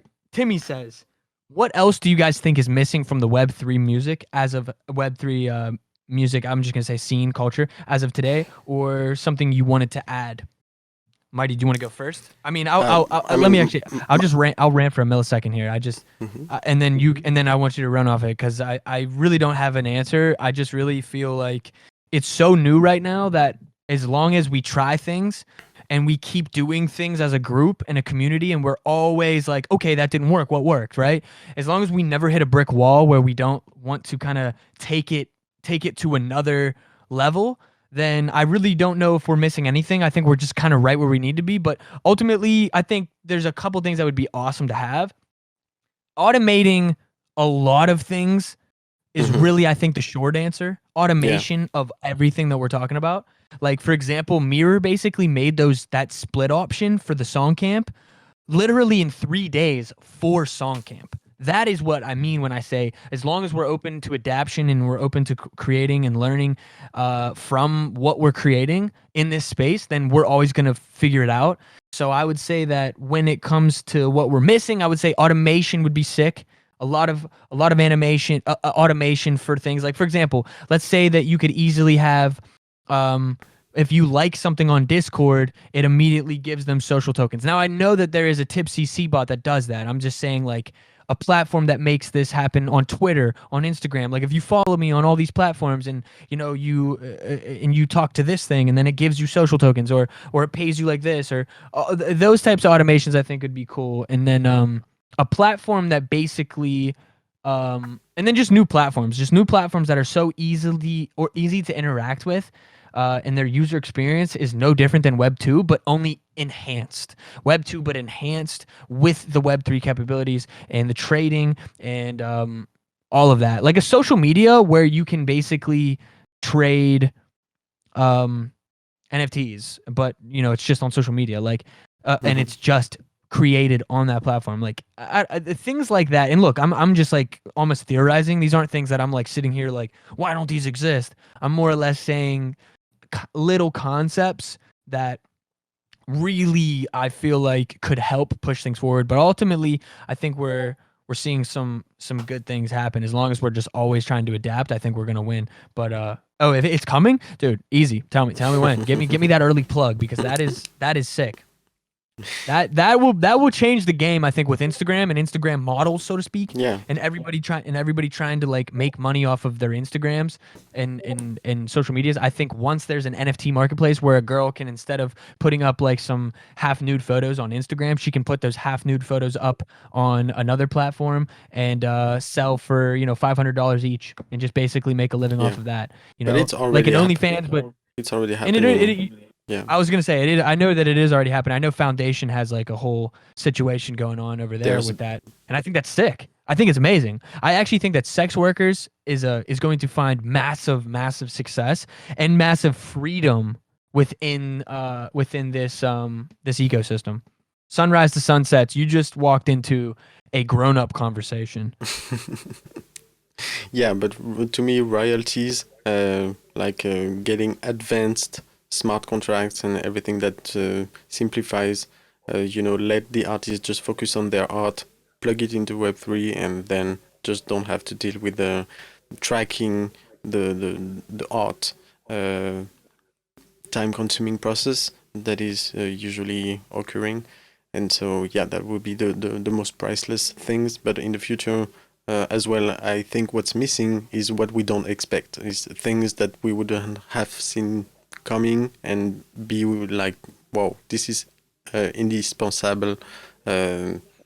Why haven't we thought about that earlier? Right. That's going to happen. And that is going to happen a million times. There's going to be something that happens, and we're all going to look at each other like, what? How did we not see this? And hey, man, like, that's what, as long as we are not stubborn, not too prideful, we will be able to pivot and be able to go right into that door then instead. You know what I mean? Like, that's the key about this space to me, that I kind of feel like I kind of almost push more than I should, is that, I know that I'm not an OG nearly as much as you are and everybody else that's in this chat right now. And shout out everybody that's in this chat right now, because you guys are all fucking legends. But basically, but basically what I'm saying though is that I think it's good to like remind us all that, like, yo, this space is so new that we really don't have a blueprint yet, and we really don't know what's going to happen. And even things that are successful right now, that has absolutely, in my opinion, no dude, I'm dying. Oh, these chats are hilarious.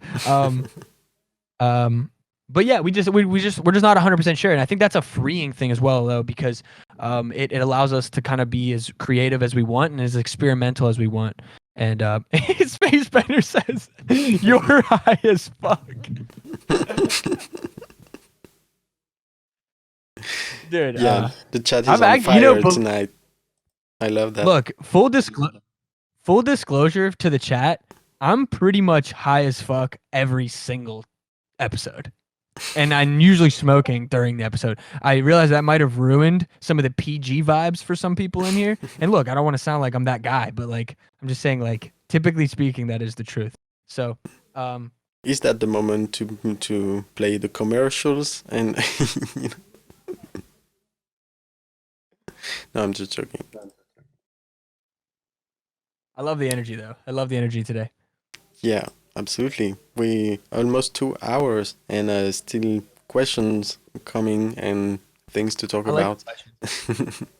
Yeah, and we expect, and you know what's crazy is we've been doing this for 2 hours. Almost, it's probably going to be a little bit longer than that last one, and it feels way less.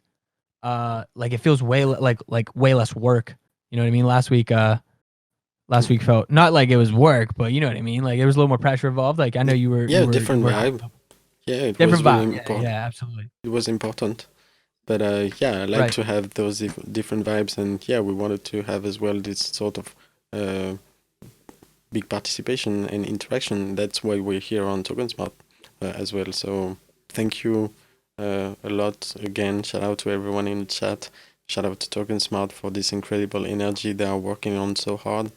And yeah, I'm still blessed to be part of it and continue to be with you guys. It's such great moments. So yeah, thank you for that. Oh yeah. Did you have something that you wanted to play, or are we about to rip through Lindsay's 17 fucking questions that she dropped us? Yeah, shout out. I love the energy and there's great questions. If we still have to go through performing right organization? My dream is that we ban the performing right organizations. No, I'm not that extreme. I mean, they are essential, so much essential. But yeah, it sounds kind of obsolete in the Web3 world when you simply see that all the job they are doing can be automated, and then in the end, once it's all developed and all plugged, you know, that this become fluent, then it will be way less interesting to. You would just have to plug your music into the Web3 and you will be able to track the royalties, the synchronization with whatever TV show, video games, remix. You will be in control, full control of your notifications. You know, you just wake up by the morning, you open your dashboard, and then you have 20 notifications. This guy wants to remix your song. Do you allow it or not? This TV show wants to use your music. Do you allow it or not? And then a silent and fluid process where you just manage your music and just feel chill, you know, because it's all interconnected and everything. And then you wouldn't need any more paperwork or any organization that is doing this specific part of the job. So yeah, at some point, my dream would be just to not care about PRO, performing rights organization anymore, and just be on Web3 only. I was gonna say there's a few ways that this could end up going, and that I think would be freeing. Mm-hmm. To answer your last question though, Lindsay, you have more. Do we want them? Absolutely. You've lit a fire in the chat tonight, and I love it. And it's ignited the room. So I'm saying bring them all. But so yeah, I mean, for me, it's like I think ideally there would be a move, or ideally in the future we don't need PROs. Like you say, your song played on the radio. Like, to be honest with you, I don't know if I ever really care to have my song played on the radio if I just made 10 grand from the NFT sale. And I know that it's like, it's not about the money, but my point is like most people don't want to be famous. I think that that's kind of an accurate statement. I think anybody who's smart, anything, but I'm not gonna say that you shouldn't want to be. I'm not gonna make any generalizations. I'm just saying, like, I think most people would rather not be celebrity. They just want to be successful. They just want to be free to do what they want to do, and that's what this world enables us to do. And it begets, and I think it can negate the idea of wanting your song to be played on the radio and have millions and millions of people appreciate it, when really what we create art most of the time for ourselves. And I think I think it's great whenever one person genuinely understands that creation, let alone millions. I think that's a massive privilege, or and then in some ways it could be a bad thing. But um, Marty McFly with the facts. But yeah, I totally agree with to me, the interoperability will be just the ability not for one tool or the other to replace anything, but just to allow all possibilities for every artist to adopt any system they want, and yeah, be famous or not, it should work. Be based on streaming or just NFT sales, it should work. Just open the possibilities for artists to compose with the tools and then choose how they would prefer to do that or not. Yeah. Well, Lindsay, I like how you say you're just talking about now, and you're saying like, what would we do with our current situation? And I mean, like there's a few there's a few streaming platforms called Emanate and Audius, and there's a few other ones, Rocky, and I know that Mighty, you've talked about Music Coin, I think is what it's called, right? Mm-hmm. Yeah, and others are coming as well. Yeah, so there's plenty of of streaming protocols that are trying to bypass this as well. So, for example, Audius's ideal future, and like I realize I'm talking about the ideal future, but in short, right now, essentially, that's like the biggest problem. We're in the in between right now. We're in a position where, look, let's take SongCamp. We literally just all released 3 songs last week. Those songs are not released anywhere other than on catalog, and they're living in those NFTs. We still own full rights to those songs as the creators of those songs, and we can release them any day we want, and we can decide to do with them whatever we want to do with them. Now, when it comes to like That's the what I question, mean by full control. If you want to do it, do it. If you don't, do yeah, whatever you feel. it's free advertising. Yeah. If you want to put it out after the fact, then yeah, it's like free advertising, and you can just put it out, and like now everybody can listen to it on the simple tool that everybody has on their phone, which is usually Spotify or Apple Music. So I think that it's convenient, and it's maybe a good idea to put it out, but I don't think that it's necessary, so to speak. But I understand your concern. You're basically saying like, is there a way to bypass these systems that are there, or are we going to have to end up going through them eventually anyways? And in some, and this is me once again just guessing the future, I think that what will happen first is somebody will figure out a way to bypass them, and then they will be smart, and then they will adapt that technology, they will adapt that way of working, they will take that idea, and then they will do it themselves, and then it'll be more mainstreamed, and more people will be able to utilize that technology, so to speak. Because I think the biggest gap as to why most artists aren't using this right now is either number one, they're in a deal that they can't and they're not going to make any money, or two, they don't understand it. There's no other reason why any creator wouldn't want to be here right now creating. There's zero reason to me, because this is the final frontier. This is the future. Whether it works now perfectly or not, it's kind of just like, that's just like one of the things. Like it's not fully figured out yet, but Yeah, you yeah. have But another. We have more questions. Okay. I mean, on my perspective, when it comes to now, I released an album last September where I tried to embed the fact that I just wanted to release it using 100% blockchain tools only. And I realized at some point that it would cut me from the traditional system and everything. And I was kind of concerned with that because I wanted, our previous audience or people that are following us on Spotify and stuff to still be able to hear the thing. So I was kind of in between, but I was lucky to discover that through a blockchain tool, in this case Emanate, I was able to distribute the music on the traditional system and collect the royalties via smart contracts and splits and everything. Right. So it was really interesting. But the more I go into Web3, the less I feel the envy to support Spotify systems and all their friends, Apple, Amazon, whatever. But I would love to, the day they come to something that is more transparent, because they are great developed tools. They are, they saved, kind of saved the music industry. They were not perfect, and now I think what Web3 is doing can bring them the opportunity to scale what they built already up. And but yeah, from today, the Web3 aspect is very more interesting.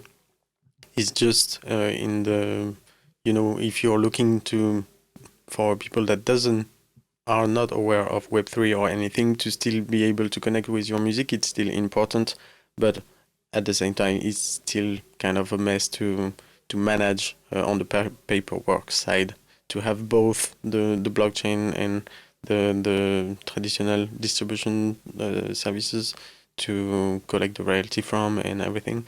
So it's in between, like you said, we are really in an in-between situation where you don't want necessarily to exclude yourself as an artist right now using the blockchain tools, and many people are not aware still that it exists or how it works or everything. So but yeah, like you said, the exclusivity will be a game changer as well. If one super famous artist just decides to upload his album only on an NFT platform or a blockchain-based streaming platform, and that the audience doesn't just have the choice that going there to be able to listen to it, then they will just go there and things will shift. Yeah. Yeah, and just from a time frame point of view, I do think that it'll be more of a slow progression than a big like one move. Because I mean, dude, like think about the start of this Yeah, it show. will be We were subtle. talking about like think about 17 weeks ago when we first started the show, and we were like, oh man, like what happens when a big artist does an NFT drop? Mhm. Yeah. Well, we've seen about fucking 1,000 of them do it, and to be honest with you, nothing really changed. The only thing that Mhm. happened is people made money and people are asking more questions. But to be honest with you, I don't really see too many big things happening all of a sudden where a lot of like big major changes happened overnight. But I mean, it definitely turned heads, and it definitely got people thinking about what's happening. I mean, are people moving to the space? Absolutely, but I just don't think it's happening. Like, it's not going to happen in a flash. It's going to happen slowly, but slowly is fast in this world. So I'm like kind of being contradictory, but look at this story, for example. It's yeah, a there's good example. I brought that up on a Cypher Sunday. I wanted to talk about it tonight. It's an article by the Los Angeles Times that just got released this week, and it states a homeless LA musician helped create a Daft Punk classic. So why hasn't he seen a dime? And so I know this story for 20 years because from being in Paris perspective, I know the Daft Punk story and all that's behind. So I'm very interested in that story from start. And there was always a concern because Daft Punk sampled a lot of music. So when it comes to the royalty side, you can bet that it got tricky at some point because they were looking for really rare records and they were not trying to trick them, so they wanted to pay the royalties. But you know how the royalty chain can be so complicated that it turned out that they were paying the royalties for their hit record for 20 years to a third party that were owning the master record of the original track that was sampled. But at the same time, this third party was not in contact with the original composer. So the composer, and for he in his personal life he had some a rough life. He did this album and then quit music and pretty much turned out as a homeless people in LA for 20 years. And while at the same time, Daft Punk was doing a massive hit records all across the world with his music. And just because the royalty chain was not connected properly, the original creator of the song had a homeless life while the Daft Punk were having, champagne and whatnot, sampling his music. So it was, this shouldn't continue to happen, and this happened. This is a big scale here, so it's a case study, a school's case study, but it happens every day, everywhere, and many people. And I personally have sampled people that I'm I'm not doing that too much because I try to care. But sometimes, you just have fun doing some music. You just take this sample and just don't think. You think about it later once it's done. But you face so much difficulty because of this system that, the remix culture and everything will be really released. Released once the Web3 will be, fully incorporated, because you will be able to remix whatever you want, and you will know that the original creator will get its cut in real time and everything. And so, we shouldn't have to see more of this kind of situation in the future, especially in such scale, because here it truly represents dozens of millions of dollars that this creator was kept from. Yeah, I know it's a shame to see that, but I mean that's exactly why the NFT world is, or NFT, just the Web3 blockchain world is going to be able to solve these issues. Maybe not overnight, like maybe this guy still gets fucked, but like the idea though is that we could do things way more transparently, way more in real time. Like payments can be way more in real time with this world, and things can be way more direct to the person who actually contributed, and that can be all in smart contract. Like a lot of sense, and we won't need these middlemen who are basically just raping you for all of your money creation while you have absolutely no idea what's actually going on. So I definitely fuck with it. I don't fuck with this situation. I'm just saying like the technology is what can solve us or free us from that. But yeah, I mean that's an unfortunate situation there. We have another 30 questions here from Lindsay. Do you want to grab one? Yeah, go ahead. Okay, let's see here. Well, I think we covered the aspects, but yeah. I think there's one more. Wait, did we get the? Do you think this will? Did we answer this question? Do you think this will further push people away from the concept of albums, since it's much easier to use for singles? No, I think pretty much the opposite. I will see new mediums that we haven't think of before. We know singles, we know albums, but do we know programmable music? Do we know, new things that will be new art form, maybe to be considered for artists to put out their work in new genre? Yeah. I totally agree with you, Mighty. I think that this is only going to add like a game, creativity. For example, the game can be the release, the game with music, with programmable things, with a lot of video, whatever you want to put into it. But this can be the release as the album is a release. And I can see truly new mediums and not only sticking to album, but I do believe that albums will remain in 100 years. There will still be albums to me or singles. Yeah, absolutely. Yeah, I mean, you pretty much said it. I would definitely think that it's just going to make the creative options, and it's going to it's going to make the creator, knowing that he can monetize his idea much easier.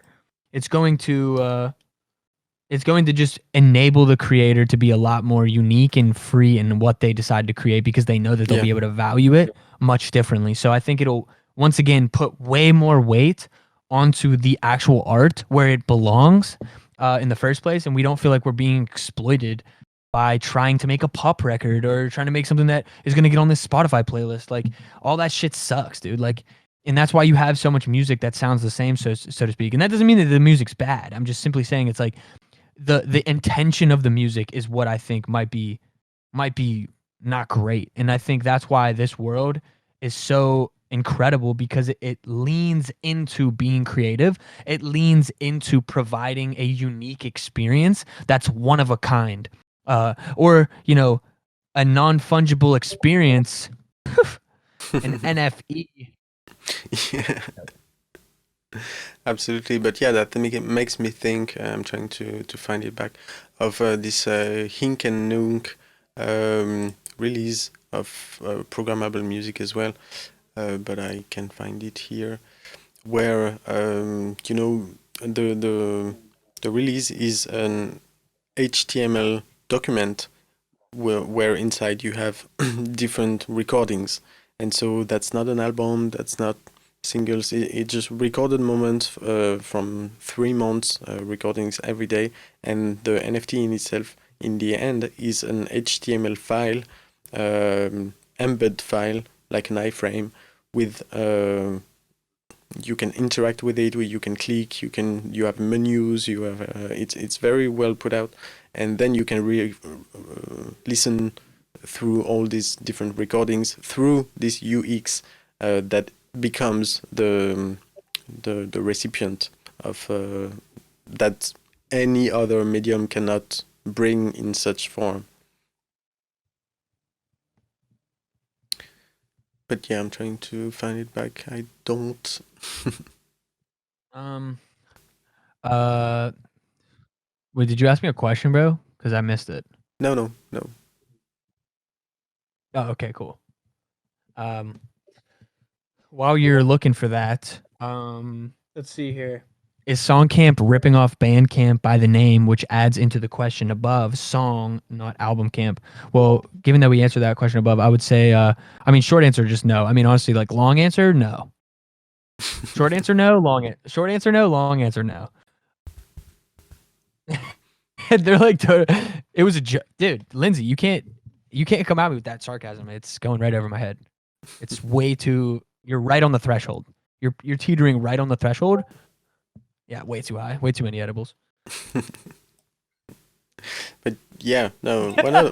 One of the last thing I wanted to show was this article from Pitchfork, where it's a statement from different indie musicians on how they are navigating the NFT wave. And one of the most interesting one that I wanted to come up with was the last one, which was interesting to talk about.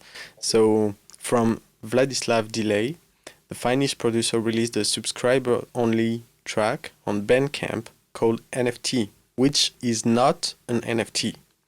And he says, my NFT release was a middle finger on this hype. I was surprised by the response. People were trying to figure out what the title stood for. I think my favorite was Not Fucking Techno. I have faith in the NFT as a platform. Once the transaction fees are out of the picture and the environmental issues are no longer there, I think it will have potential for artists. But to me, it seems that the current NFT run says a lot about the situation we are in. At least in the music business, there's tons of greed, tons of desperation, famous people jumping in opportunistically, clearing the table with nothing much at all. I'm surprised this hasn't backfired yet. Well, I can agree on that take, but I would invite Vladislav Delay on our side to understand the why it hasn't backfired yet, because it is damn crazy. But I can agree on his statement, seeing, the greed, the desperation, the famous people jumping in, being opportunistically. That's all the concerns we addressed since we started this show.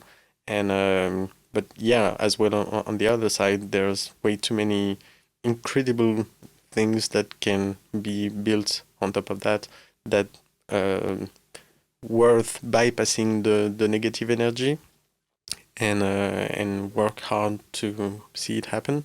But yeah, I wanted to brought that feedback up because it's interesting and it's out there. It's I believe the hype got many artists into this mindset of being careful and vigilant about what's this new trend that is NFT that I don't necessarily fully grasp or still understand, because you have to learn about too many things to get into it to that level.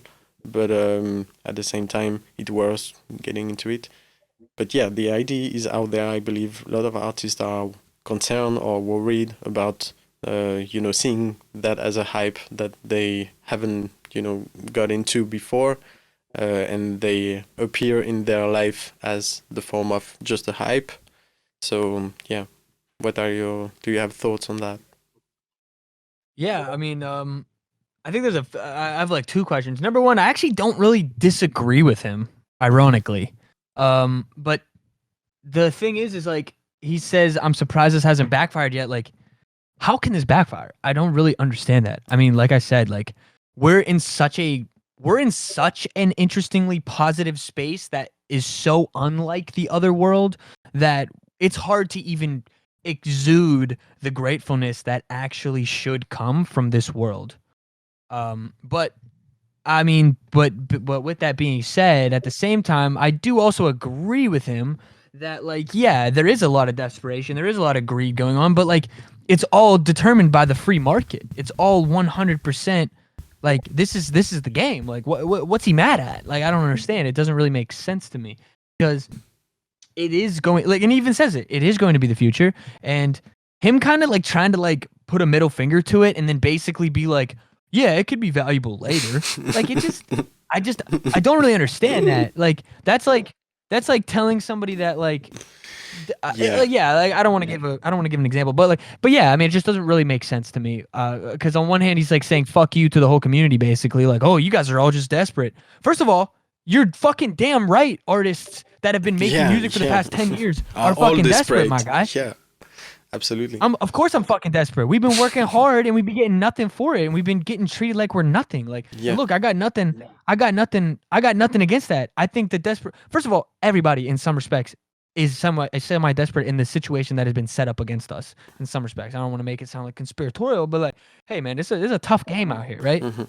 So yeah, we can't be mad at artists for wanting to getting money, like getting something so that they can feed their family. Like, no shit, bro. No shit, we're desperate. Like, this is the game. Like, this is the best way to do it. And he says it's like opportunistic.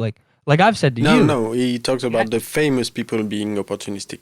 So yeah, on that I agree as well. Yeah.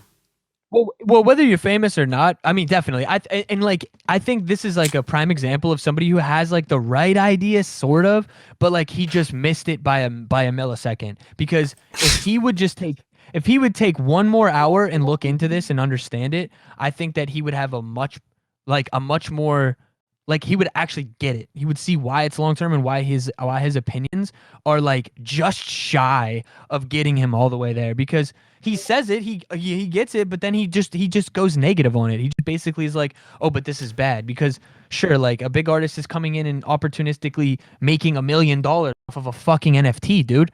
What's bad about that? Like, what are you mad about? You're mad that you're not involved, and you're just looking at it and you're like, oh my God, I can't believe people are doing this. Like, they're so dumb. Like, that's what everybody says. I found it interesting. Making money. Yeah, I found it interesting that from Pitchwork, it's, displayed as an influential people in the NFT space. I'm not saying that negatively. I'm just they are highlighting, influential people and their journey in NFT. So it looks like, I don't know how to put it, but do you see what I'm trying to see? Like, from Pitchwork, it's an influential thought, and that's what I meant by, I think many artists think that. But at the same time, yeah, I agree on the fact that he missed it by a millisecond. Yeah, I don't know. Yeah, no, I mean, like, I think the only other thing that I'll say about this article in particular is, like, being that it is on Pitchfork, it's like, yeah, like, they are mainstreaming this. Why? Because they don't want people to actually be educated. They don't want people to know. This is so powerful, and this is going to change everybody who is an independent creator's life. Like, this is the final frontier. Not to be, like, grandiose here, but I'm just hyped up a little bit because I just, like, it's like you see why it's not here yet. You see why you're questioning yourself. You're questioning yourself because everybody else who's in the game, who's too sucked into the game, are fooled. They're wrong. And it's really hard to, like, sit here with people that we might respect and, like, you know what I mean? Like, he was like I said, like, not to go on it, he was a millisecond off. It's like, that's tough. That's because he is smart. He does understand things, but he still decided to be, like, pessimistic about it when it's like, bro, and if play you the really hype understood this, and play the hype through Pitchfork using that vibe. Yeah, 100%. And they want to basically give you that bullshit FUD point of view where they're like, oh yeah, don't really understand it, make it look like this is going to be some fad, like, you guys don't want to do this, you guys don't want to be, you don't want to be a part of this. Like, come on, guys. Like, that's what I mean. But that's why we're here in TokenSmart. And if you're in this chat right now, shout out to you. Shout out to you. Because we're learning. Look, we don't have the answers yet, but we just know that those guys are fucking wrong. Yeah, I found back the programmable piece on Hink and Nuke I was talking about, which is, you don't know how to consider that if it's an album or it's just the canvas is so different and new. So here is the all the blue part on screen is the NFT. It's an HTML iframe. So all that's in blue has been coded by the artist, and you can see the copyright. So by 1x1 NFT on Twitter. And so yeah, all these samples are you can listen to all of them, and there's even a menu inside. I found that awesome. I was mind blown. I was like, what? There's a menu in your album, and so you can pick and choose. You have a chill mode. You can play. Have a artists can have so much fun with that. Setting rules and everything, how they want their album to be displayed, and this can truly become like the Flash games era of the 90s or the 20s, or albums will become Flash games, in some ways. It will be very yeah. Don't give me any ideas, Mighty. We're close. Yeah, we're close. We're very close. And big shout out to 1x1 who has been putting this out. He's doing the third volume. It's about to be released very soon. So make sure to check that. I'm sharing the link. But yeah, it's really personalized music, and the artists will be able to personalize their experience, where from the past 30 years and even more, the major companies were having the hand on how to manage things for artists. The cover, the pictures, the visuals, everything, it was managed pretty much by the company, and that has led us to a lot of again taking advantage of many things through that. But here it's a very interesting thing to see, that our artists will take back those aspects of the power as well and create awesome experiences, I believe. Yeah.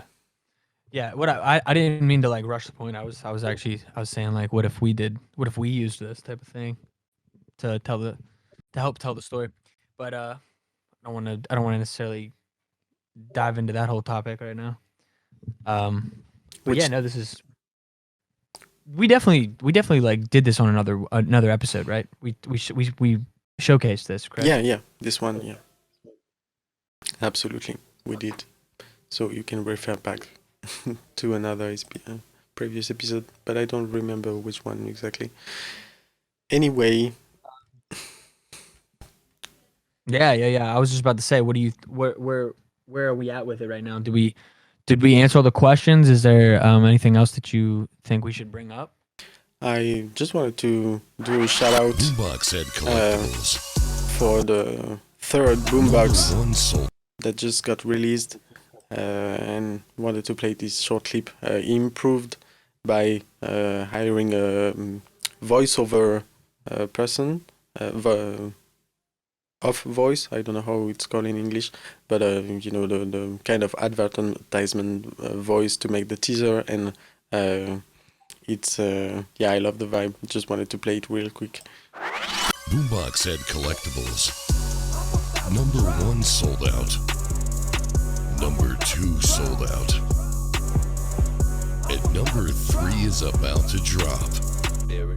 Parachuter, look out below. Boomboxhead OG Premium Cannabis NFT. Oh yeah. Boomboxhead Collectibles. Beats in every box. You know what time it is. Yeah, voiceover. That's it. But yeah, I loved it. The cannabis box. That was dope. Yeah, I will drop the link.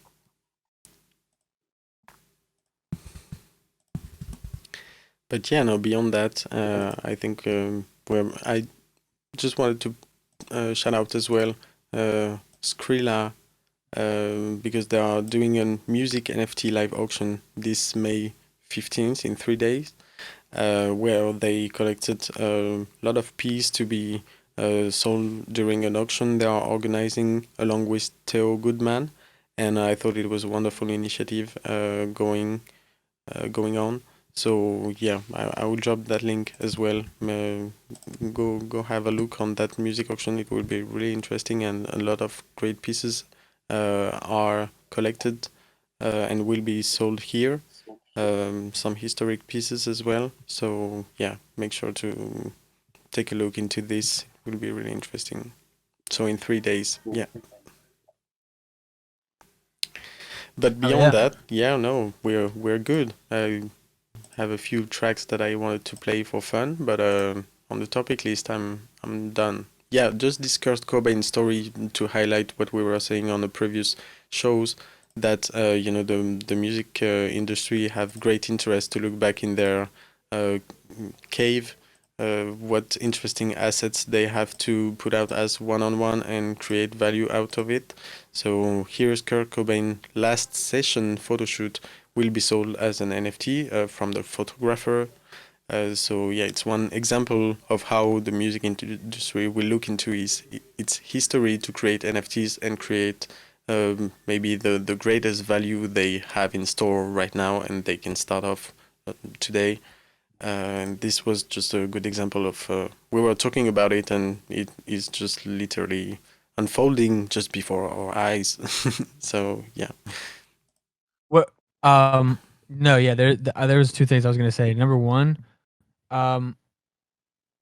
the question about the gap between the music industry and the NFT world. I think the reason that gap is so large is because they're literally two different.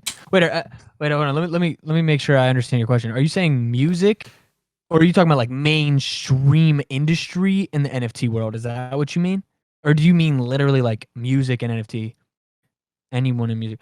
I mean, I think really that's just education, and I think the reason that education isn't so mainstreamed is just genuinely because they're two separate people.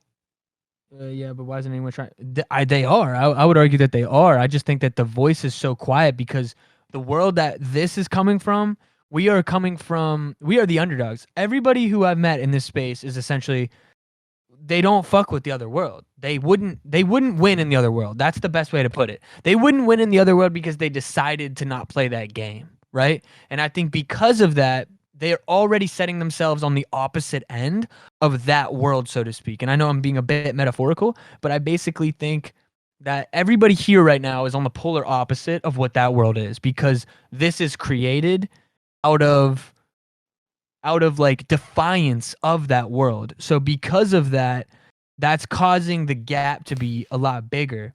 And that's why it is hard, for sure. I think it's like, it's going to take a long time. No, I don't know if it'll take a long time. I just think that there's going to be people in the middle of that are going to choose to bridge that gap quicker than what we are going to do from this Discord chat. You know what I mean? But I also don't really necessarily agree with you. I think that there are people hardcore educating. I just think that it's just not mainstream. It's not being advertised. It's just not like super entertaining, because it's actually it causes you to like actually think.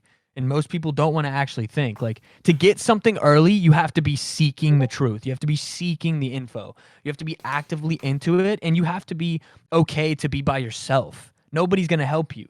You have to, I mean, not in this world, like not in this space. If you ask for help in this space, they'll help you. But my point is that you got to find the space first. So that's hard, though. Marty McFly just said the facts. We are from the future. We are the future. Like, I know that sounds lame, but it's kind of true here. It's kind of true. The average Joe who's a musician needs to boss up and realize that old world isn't for him, and eventually he'll find us. That's genuinely my biggest advice for him. And you're right. The average Joes is who we need to onboard, but they need to onboard themselves. They need to onboard themselves, because we can't tell them. We can't tell them. Like, we're not gonna be able to. We're not gonna be able to like actually like. I'm not gonna be able to show somebody who's blind that they're blind. And I know that sounds like kind of stupid, but like, no, but that's something I can add up to as well, as from my producer's experience. That's with my friends, we have this kind of organization where we produce artists, and most of it artists that are unknown and amateur, that has never done something in the music most of the time. And yeah, it in the end it really comes to you cannot help someone that doesn't want to help himself. Where we put awesome material in the hand of people that were showing ambitions, showing that they wanted to get into that and everything, and then we put into their hands the keys to unlock their potential, and then from then they some just crushed it and did awesome. They had great progress and they invested themselves in learning, taking the time to learn how it works and everything. But some of them have just crushed it in the other way, where you could advise them all the best advices in the world. They are simply not listening, and so this was not biased because it's were from relationships that doesn't comes from the traditional world. I mean, all the relationships we have comes from natural occurring situation where we just encounter artists here and there, and it's never through a meeting or whatever professional. It's always from friends, from live, from social networks, and so it's not biased by the fact that there's professional interest in interacting with us. So there's always from us this educating process where we know they are uneducated and we give them the best advices, and some just don't listen and don't want to listen, don't want to look at it, they want to do their own way, like they see on TV or whatever they have in mind, and then they just fuck it all up, and either their relationship with ourselves, so they treat us bad, they do whatever they goes through their mind. But I think it's the same when it comes to Web3. I've been trying to literally open the eyes of so many people around about the potential of blockchain during these past 4 years, and I just start to see the positive feedback since the hype. And but the 4 year before, I was the crazy guy and everything. Where now the smartest people start to see where I was looking into, but many still doesn't see or want to see or are interested only in the greed aspect because they heard that I've earned this amount of money and such, and so they're interested in for the wrong reasons and everything. But so it truly comes to the fact where someone needs to help himself to come to this and truly understand it to the highest level, or you can do any advertisement or education you want. If someone doesn't want to get into it, then it's not possible. So on our hands, when you see and know this mechanism, you want to save your time, not spending your energy on someone that shows that he is not going to make the effort or take the time for it. Right. Yeah, I mean, honestly, dude, I was like trying not to scream like the whole time you were going there. Like, not like in a bad way. I'm just saying like this actually lights me up. This actually fires me up so much because this is such a good conversation right here. Just a good conversation piece in general. Just because like this is a great point. Why are people not like? First of all, Lindsay, I don't really agree with you. You're saying like basically like they're seeking it, but like they can't find it. Like, to be honest, that sounds like an individual problem. Like that's what I mean. Like they're not doing the work. Like they're not figuring it out good enough. I didn't get like dragged into this community. I found this community based on being interested in finding a world that was completely like disregarded of the old world. That's what it has to do with. But and it is a lot of people. That's what I'm saying. Like it's just what it is. There's a massive gap of knowledge here. The information is hard to grasp at first. So it's and it's not my fault that they're listening to bullshit. Like if you are listening to bullshit and believing it, then you're guilty. Like we need to take accountability slightly. Like these people need to be able to be self-educated or like self-aware enough to know what information is genuinely resonating like with the truth and what's genuinely just bullshit. But like if you understand this even on a fraction, I think in 1 hour I could interest anybody in this conversation to go and do the work more themselves.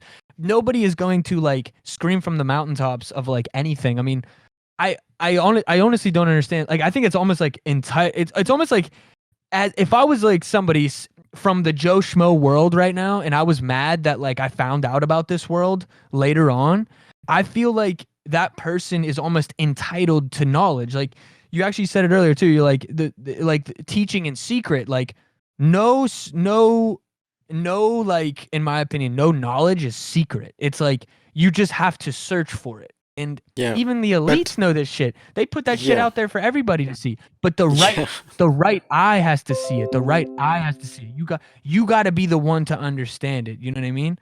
yeah. But they have to be seeking the knowledge, bro. If you follow me on Twitter, if you go on Twitter and you follow this community, I learned more about this community on Twitter than I learned about on Twitter and Discord by my own asking questions and being being like you in this chat, which I love, Lindsay. By the way, like this is great stuff right now.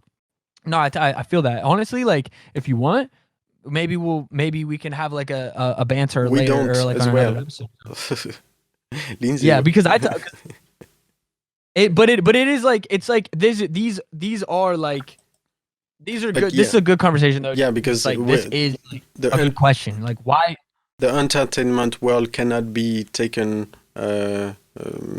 cannot not be taken for accountable for the unawareness of people, because the entertainment world is part of the weapon that has kept people from, you know, being the smartest version of themselves. So Yes, there is this aspect as well that we yes. know for a fact because we looked into it. And so how the entertainment world is stealing like they say brain time for advertisement instead of education, and doing that for 70 years, then you can expect people to be influenced by that and then having distortions when it comes to getting educated properly and Lindsay. find the energy to take action, to take yourself into consideration. Like Connie said in his lyrics, while you're waiting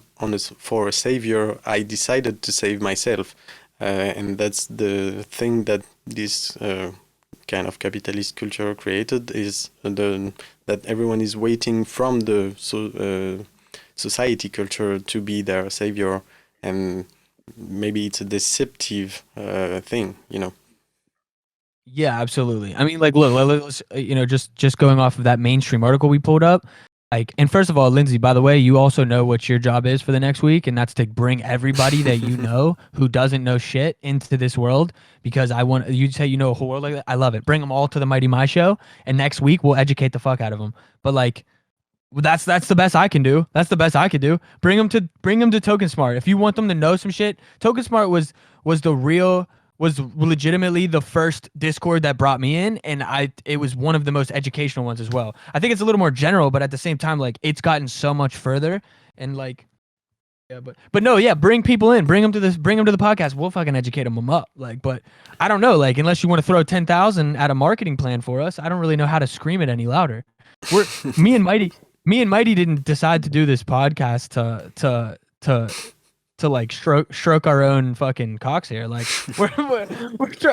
we're trying to like figure it out ourselves, but like at the same time we're trying to like educate other people who are like us, you know, because 17 weeks ago, like no, I know, but it's you're hitting on something that's you're so important. true. You're so true. Yeah, that's exactly that. And if I'm here, you know, I'm just taking my time for giving the best I can to share the knowledge and all the research and everything, because that's as well through the community that I was able to learn from all this, and that's a way to give back without even thinking of anything lucrative or I mean, I just focus on my art. I come to do the show, do the research and everything, and just to me the most beneficial aspect I have for my personal interest is speeding the process up to get to the point that it is developed enough for me to do my business without having to, you know, have headaches with the paperwork and everything, and then enjoy the community. That's something I wouldn't have ever expected to be so powerful, and that I'm very grateful of and feel of for myself. And so, yeah, you're true. It's our best interest is to level ourselves up to the greatness of what we have in front of us. These many artists and great people working all together to create this, but as well to get to that level where it benefits artists or where it frees these bad sayers or people with distortion or influenced to. It's our best interest to push it to the point that it's easy for people that are dissing this space right now to get involved and just don't even think of the technology, don't even think of anything. It's just, you do your art, you have the paperwork all automated, and then, Right. it will be truly another world if when we comes to this moment. So the best we can help educate people and speed the process, the best here is our interest to me. Absolutely. No, I totally feel you. In short, the Joe Schmoes don't get it We need a because they're commercial fucking break. lazy, bro. Yeah. Because they're lazy and they want their information handed to them. They need to start digging. If in my opinion, as somebody who abandoned everything that I used to do, and this is like I wish I could like give my background just to give myself a little bit of legitimacy here, but I know Mighty has a fire ass track record as well, like from the traditional world. Whereas like I was a producer, like we worked in the traditional world long enough to know that shit is fucked, bro. Like, and so what I'm getting at though is the best thing anybody can do right now, in my opinion, is number one, get educated as you can. But the second that you get it, start building. Because the second that you start building in this space, with this community, you're gonna feel more encouragement, more inspiration than you've ever felt in your life. And then also you're gonna get more value out of everything that you've created ever in your life. And you're just going to further the space. Because what's my success going to do to everybody that I know from Pittsburgh who has absolutely no idea what this shit is, and everybody was fighting over pennies. We were fighting over pennies over some bullshit. And the reason why that though is simply because we didn't know that this world could ever exist. Now it's here. Best thing I can do is be successful for myself so I can bring back that knowledge to them and then they can actually utilize it for themselves. That's the key. We got to free ourselves though, too, though. Like, there's no secrecy here. People just got to do the work. But I love your energy. But yeah, we're almost at 3 hours. Maybe we won't, screw the night of everyone here. But yeah, I love the energy as well. That's exactly what we love to see and Space to be Banner, here for. Space Banner, you dissing me right now? You dissing me in the chat right now with the orange juice thing? Yeah. I think it's aggressive. It's an insult. That definitely sounds like an insult, but Space Banner, I mean, I just don't understand the orange juice, but I love it. I think it's an insult. This shit. I'm sorry. I'm kidding. But I love it. Man, we didn't talk about this news, which was one of the biggest in echo to many things we talked about, which is Jay-Z investing along Troy Carter and ANDREESSEN HOROWITZ in an NFT marketplace, BITSKI. That would be a name you would have come with, I believe. The BITSKI. But it sounds like a big agency for big agencies. But the most surprising things I saw from that is when you look at the website of BITSKI and they have a pricing section, and I was kind of surprised of the pricing section actually, because when it comes to NFT, it was really, I mean, I don't know. There was like 3 pricing: creator pro, and agency, and they have worked with Adidas, and so they're already managing big release, and obviously they have one of the best venture capitalists around them, and as well as Jay-Z and everything, who also did Tidal, which was not maybe his biggest success, I don't know, but and here, so it's an NFT platform. That's how they describe themselves, but with fees where you pay monthly access to first create storefront, have collection fees, and create unlimited NFTs, I believe.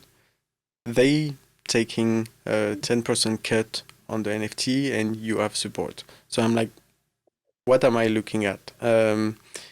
So basically, it's a NFT platform that tells me that I have to pay monthly, that on top of that, they are going to take a 10% cut on everything I do there.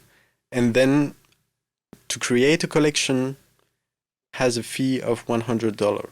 I'm like, wait a minute. I mean, you go on OpenSea, creating a storefront, or every collection is free. They take a fee, but you don't pay monthly, and the fee is ridiculous compared to 10%, which may sound low. On OpenSea, it's way lower. So, and then you have support and everything. But I'm like, I don't understand totally still this yet, but I'm sure they have things in mind that works for that model. But I don't know. Do you have thoughts on that, or have you seen the news? Yeah, I mean, I haven't seen this. I honestly don't really know exactly what this is. So they're basically allowing you to create your own storefront. Yeah, but I believe it's a page, profile page, kind of. Okay, so would this be like a Zora profile kind of like? Is it similar to that? Yeah, maybe. Um, I'm not so sure exactly, but yeah, it sounds like something like that. But yeah, I can share the article and let people figure out. I just wanted to bring that out. But yeah, Sriram Krisman, general partner at one of the venture capital that is involved in this, said BITSKI's deliberate focus on simplifying the distribution and creation of NFTs is really exciting. Years of work building a secure and scalable crypto infrastructure has them perfectly positioned to be the best on-ramp to NFTs for brands and creators. So it doesn't sound like an open platform where everyone can mint on it, or it sounds to be scaled for agencies and medium to big size success kind of business management. But yeah, so it was interesting. I don't know. We will I have mean, to dig that further later. why? Yeah. I was gonna say. I was gonna say we could dive into it, but I don't know how deep I want to go. But I was just gonna say, like, what would make someone want to do that versus doing something on OpenSea? Yeah, yeah. So yeah, that's my What's the question. But benefit? we will work on that for next week. It sounds like that. To be honest, like in short, my theory on that is that that's some sort of centralized, like non-central, like quote unquote decentralized, centralized, um, thing that is going to be where the mainstream has control of it, so to speak. Hmm. So like they basically pop in and like they just make it poppin', and like they basically figure out a way to manipulate the market and take most of the market share of what they're basically saying, like a good on ramp for creators and artists, blah blah blah blah. Where it's like, I mean, look, if anybody big, if anybody big name in Fox News and all these people start basically like giving out start giving out or start like shouting out like NFT platforms like this, like they're obviously going to pop off a little faster than say Hmm. an Yeah. OpenSea or something along the lines, you know what I mean? Which is a scary thing that I mean I think is possible to happen. Shout out for the tip. But yeah. Yeah. Thank you. But yeah, no, we're done for this week, and I have one track or two to play just for fun. But this was a great talk, guys. We will change the world. We will will change the change the world. world. Easy right. Yeah. We're on a good track. And yeah, let me play this real quick from my girl Kazlab. And shout out to Eclectic Method and Basileus for the plug to connect them two together. So Eclectic Method did a remix, like we know these remixes of the crypto people interview in the space, and so he did one for KazLab, and I absolutely love it. And so KazLab is working to release our first album this month, very soon. And so this goes in the logic of teasing, a little bit around her, and that was absolutely that's a great content that I love. So yeah, that's our remix, because we did, and shout out to Vandal from the Our Record, who invited geniuscorp and KazLab to participate to the pop-up season 2, and so we did that interview for the season 2 of the pop-up, and this was the interview that Eclectic Method has remixed. So here it goes. Électro, à la crypto, électro,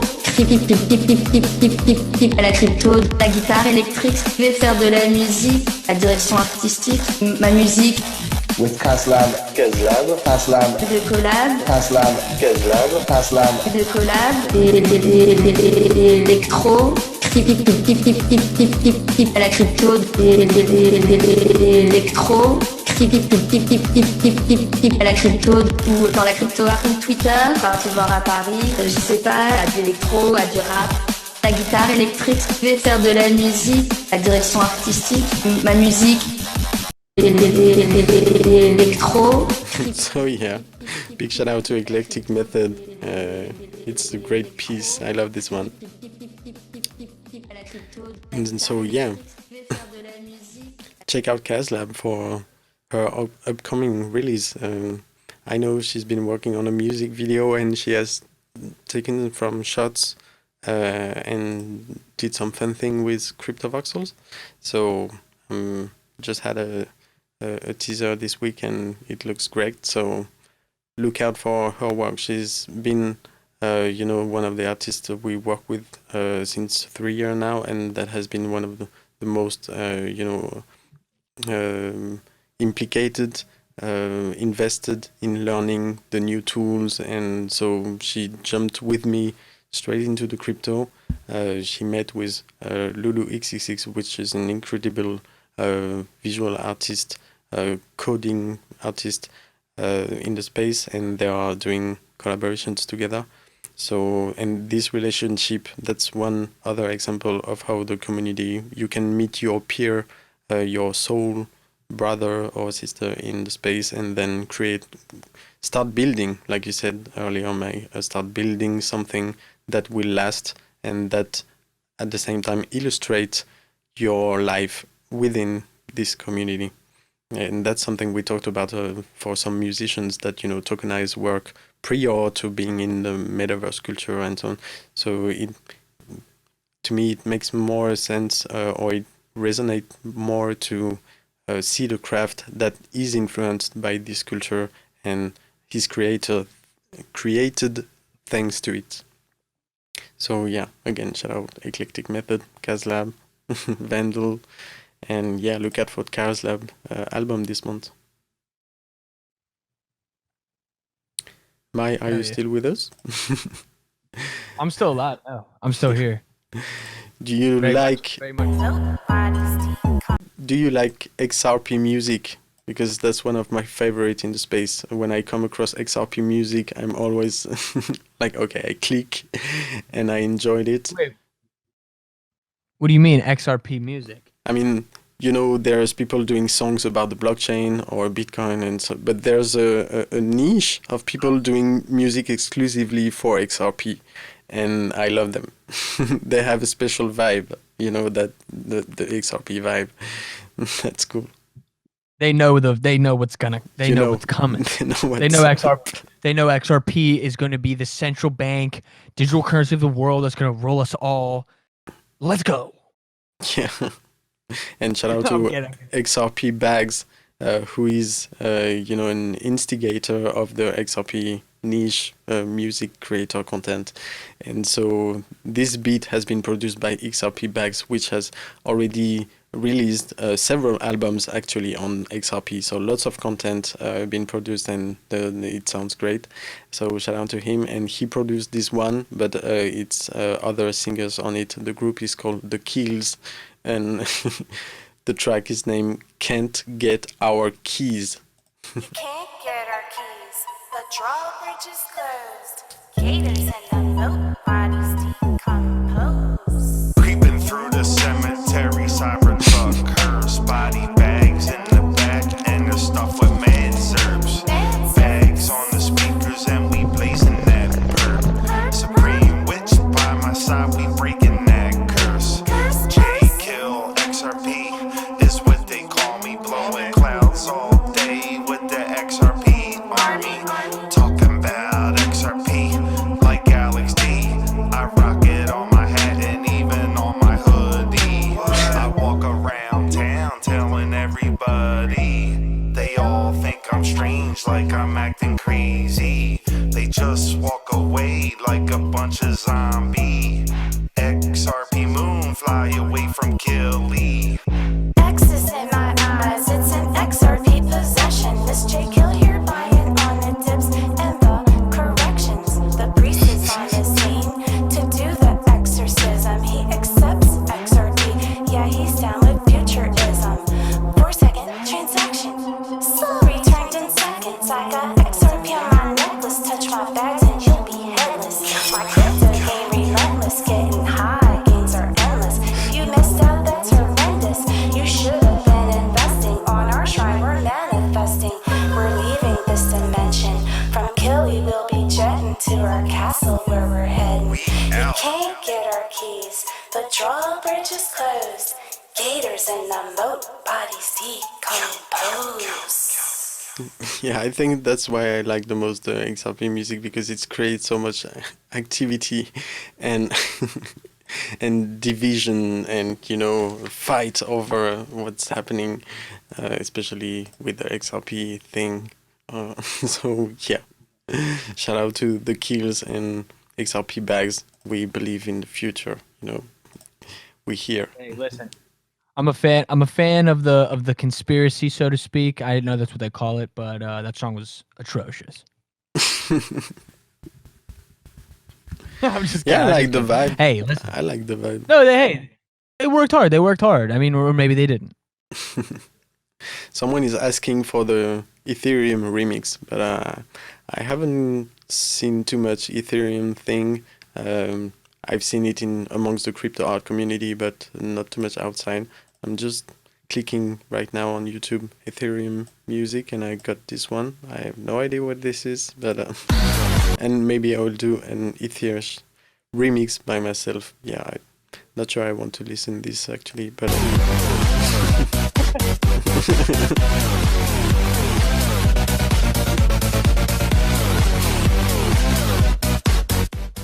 not sure there's lyrics here, but oh yeah, there are.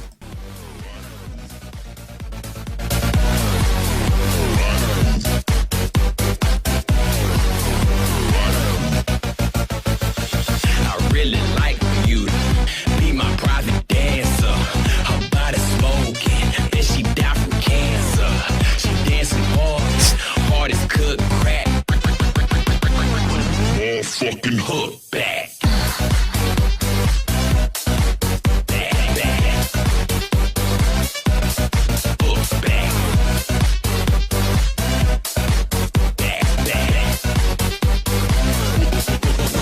Drop it.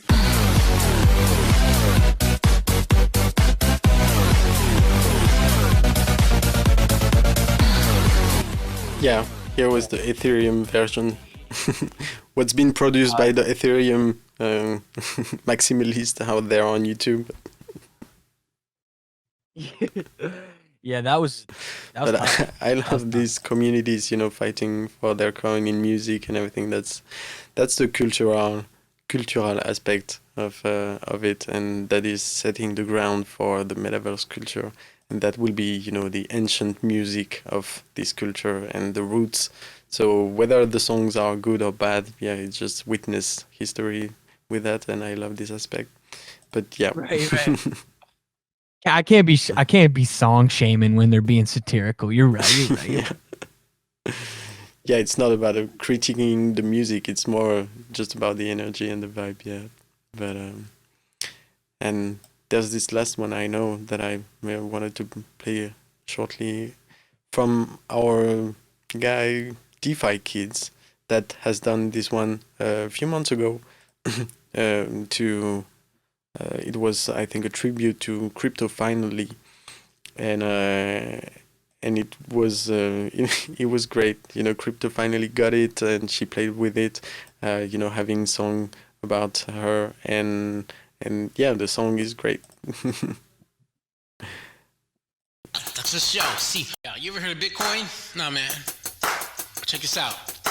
Huddle as we go, stacking sats, that's a show. See, huddle as we go, stacking sats, that's a show. Yeah, who opened up the door? Satoshi Nakamoto. See, huddle as we go, stacking sats, that's a show. Who opened up the door? Satoshi Nakamoto. Crypto lights, on the destination, sipping kryptonite. Hey, with no hesitation, level pips tonight. DeFi kids, you see first, who bought that tip tonight? See, you track the spiders through the crystal light, gripping palm these bits of sats as we drift and light. How we up the central places, foreign whip scarce heights. How you sipping crypto finally, she's cashing out a lottery. Still some P you be playing. Oh, internet bug. Dude. Oh, dude, I was about to server mute you. I swear to God. That's okay. No, shout out to DeFi Kids for that.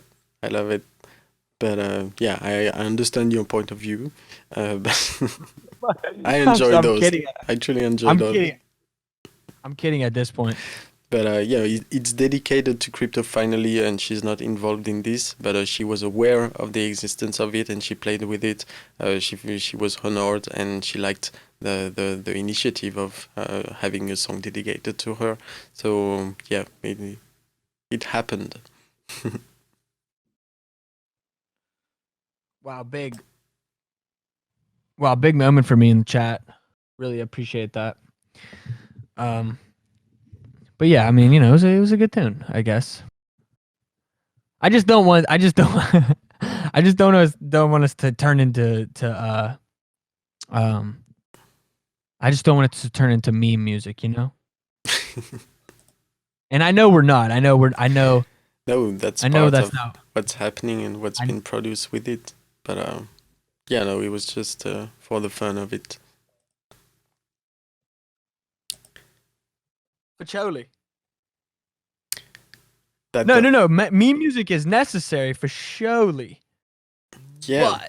But I just don't want it to be like our But I like to Yeah. witness both the high quality and the meme music.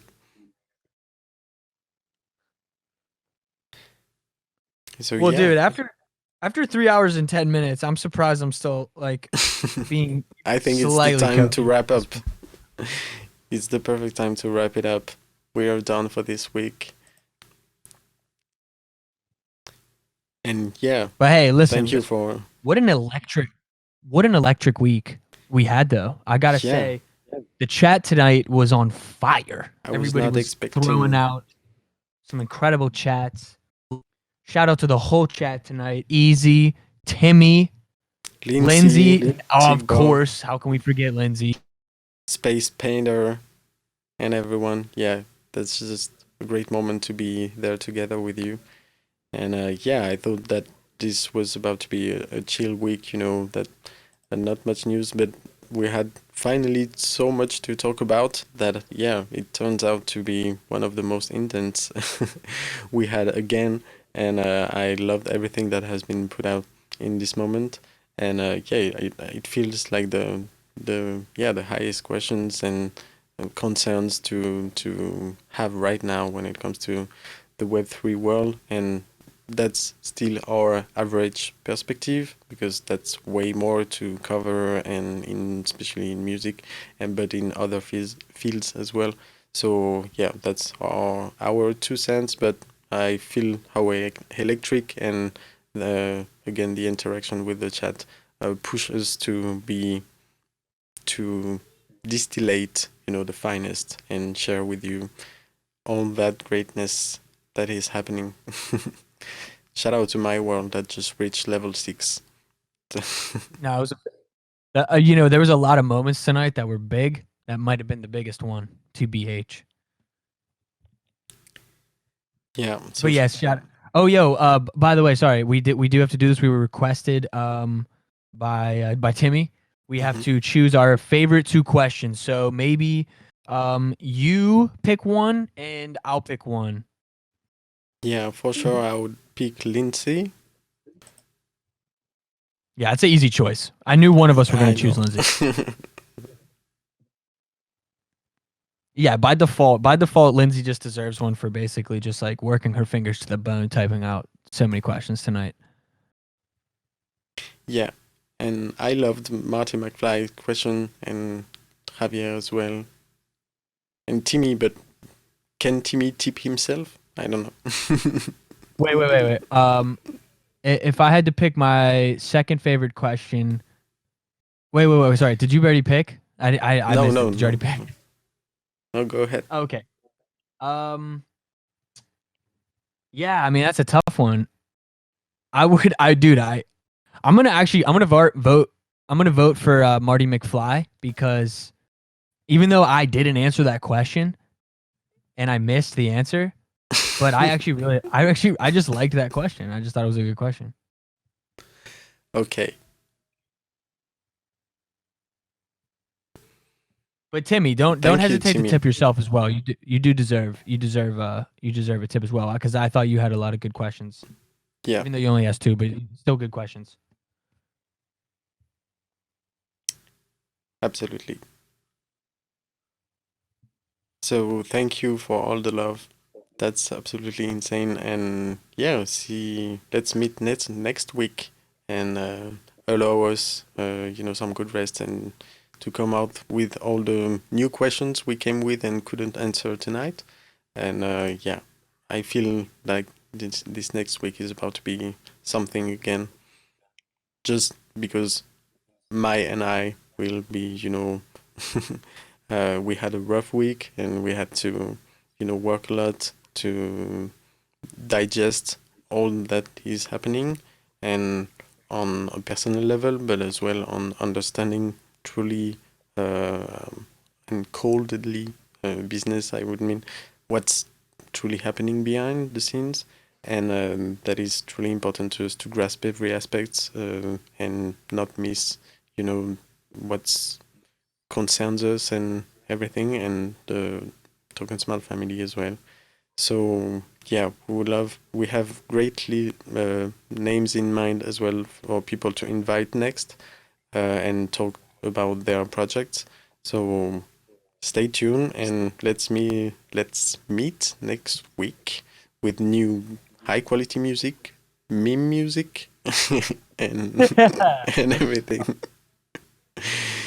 So yeah, thank you, and wish everyone the best for this week to come. Thank you, Mai, for your energy tonight. That was absolutely great. Absolutely, bro. Thank you for bringing us down to earth as you always do, Mighty. Amazing. And shout out to the chat. Shout out TokenSmart. Shout out the whole team. Legendary. Yeah. So I'm wondering if I can play something to close this right now. Absolutely. But do you have something in mind? I don't. What, like a song? Yeah. Um, I don't know. Is there something that happened recently that would be cool to play, just to play us out? I don't know. I like this one, that I keep the tab open, from Nanu Bergs in collaboration with sorry, Heru. No, Hero.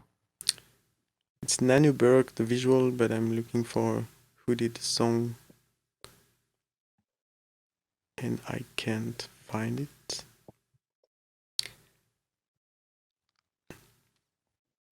I think it's Hero Odyssey, but I'm not sure. I think Hero Odyssey is Nanu. I don't know. But whatever, I love. It's a short loop, but I love it. So yeah, let's wrap up. Yeah, absolutely. I'm curious what that means. Lindsay on the chat, what small noises are we talking about here?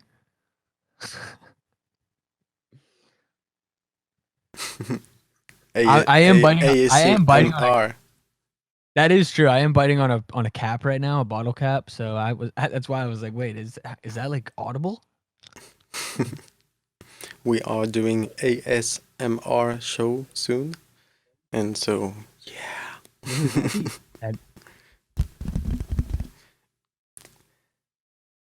Dude, I'm totally lost. I don't know if I'm just like zoning out and just saying a bunch of wild shit, but whatever. I love it. It's good. It's the moment to wish everyone good week. See you. And I'm gonna play this clip. All right. Hey, yeah, play us out, Mighty. I love it. Yep. See you, everyone. Thank you.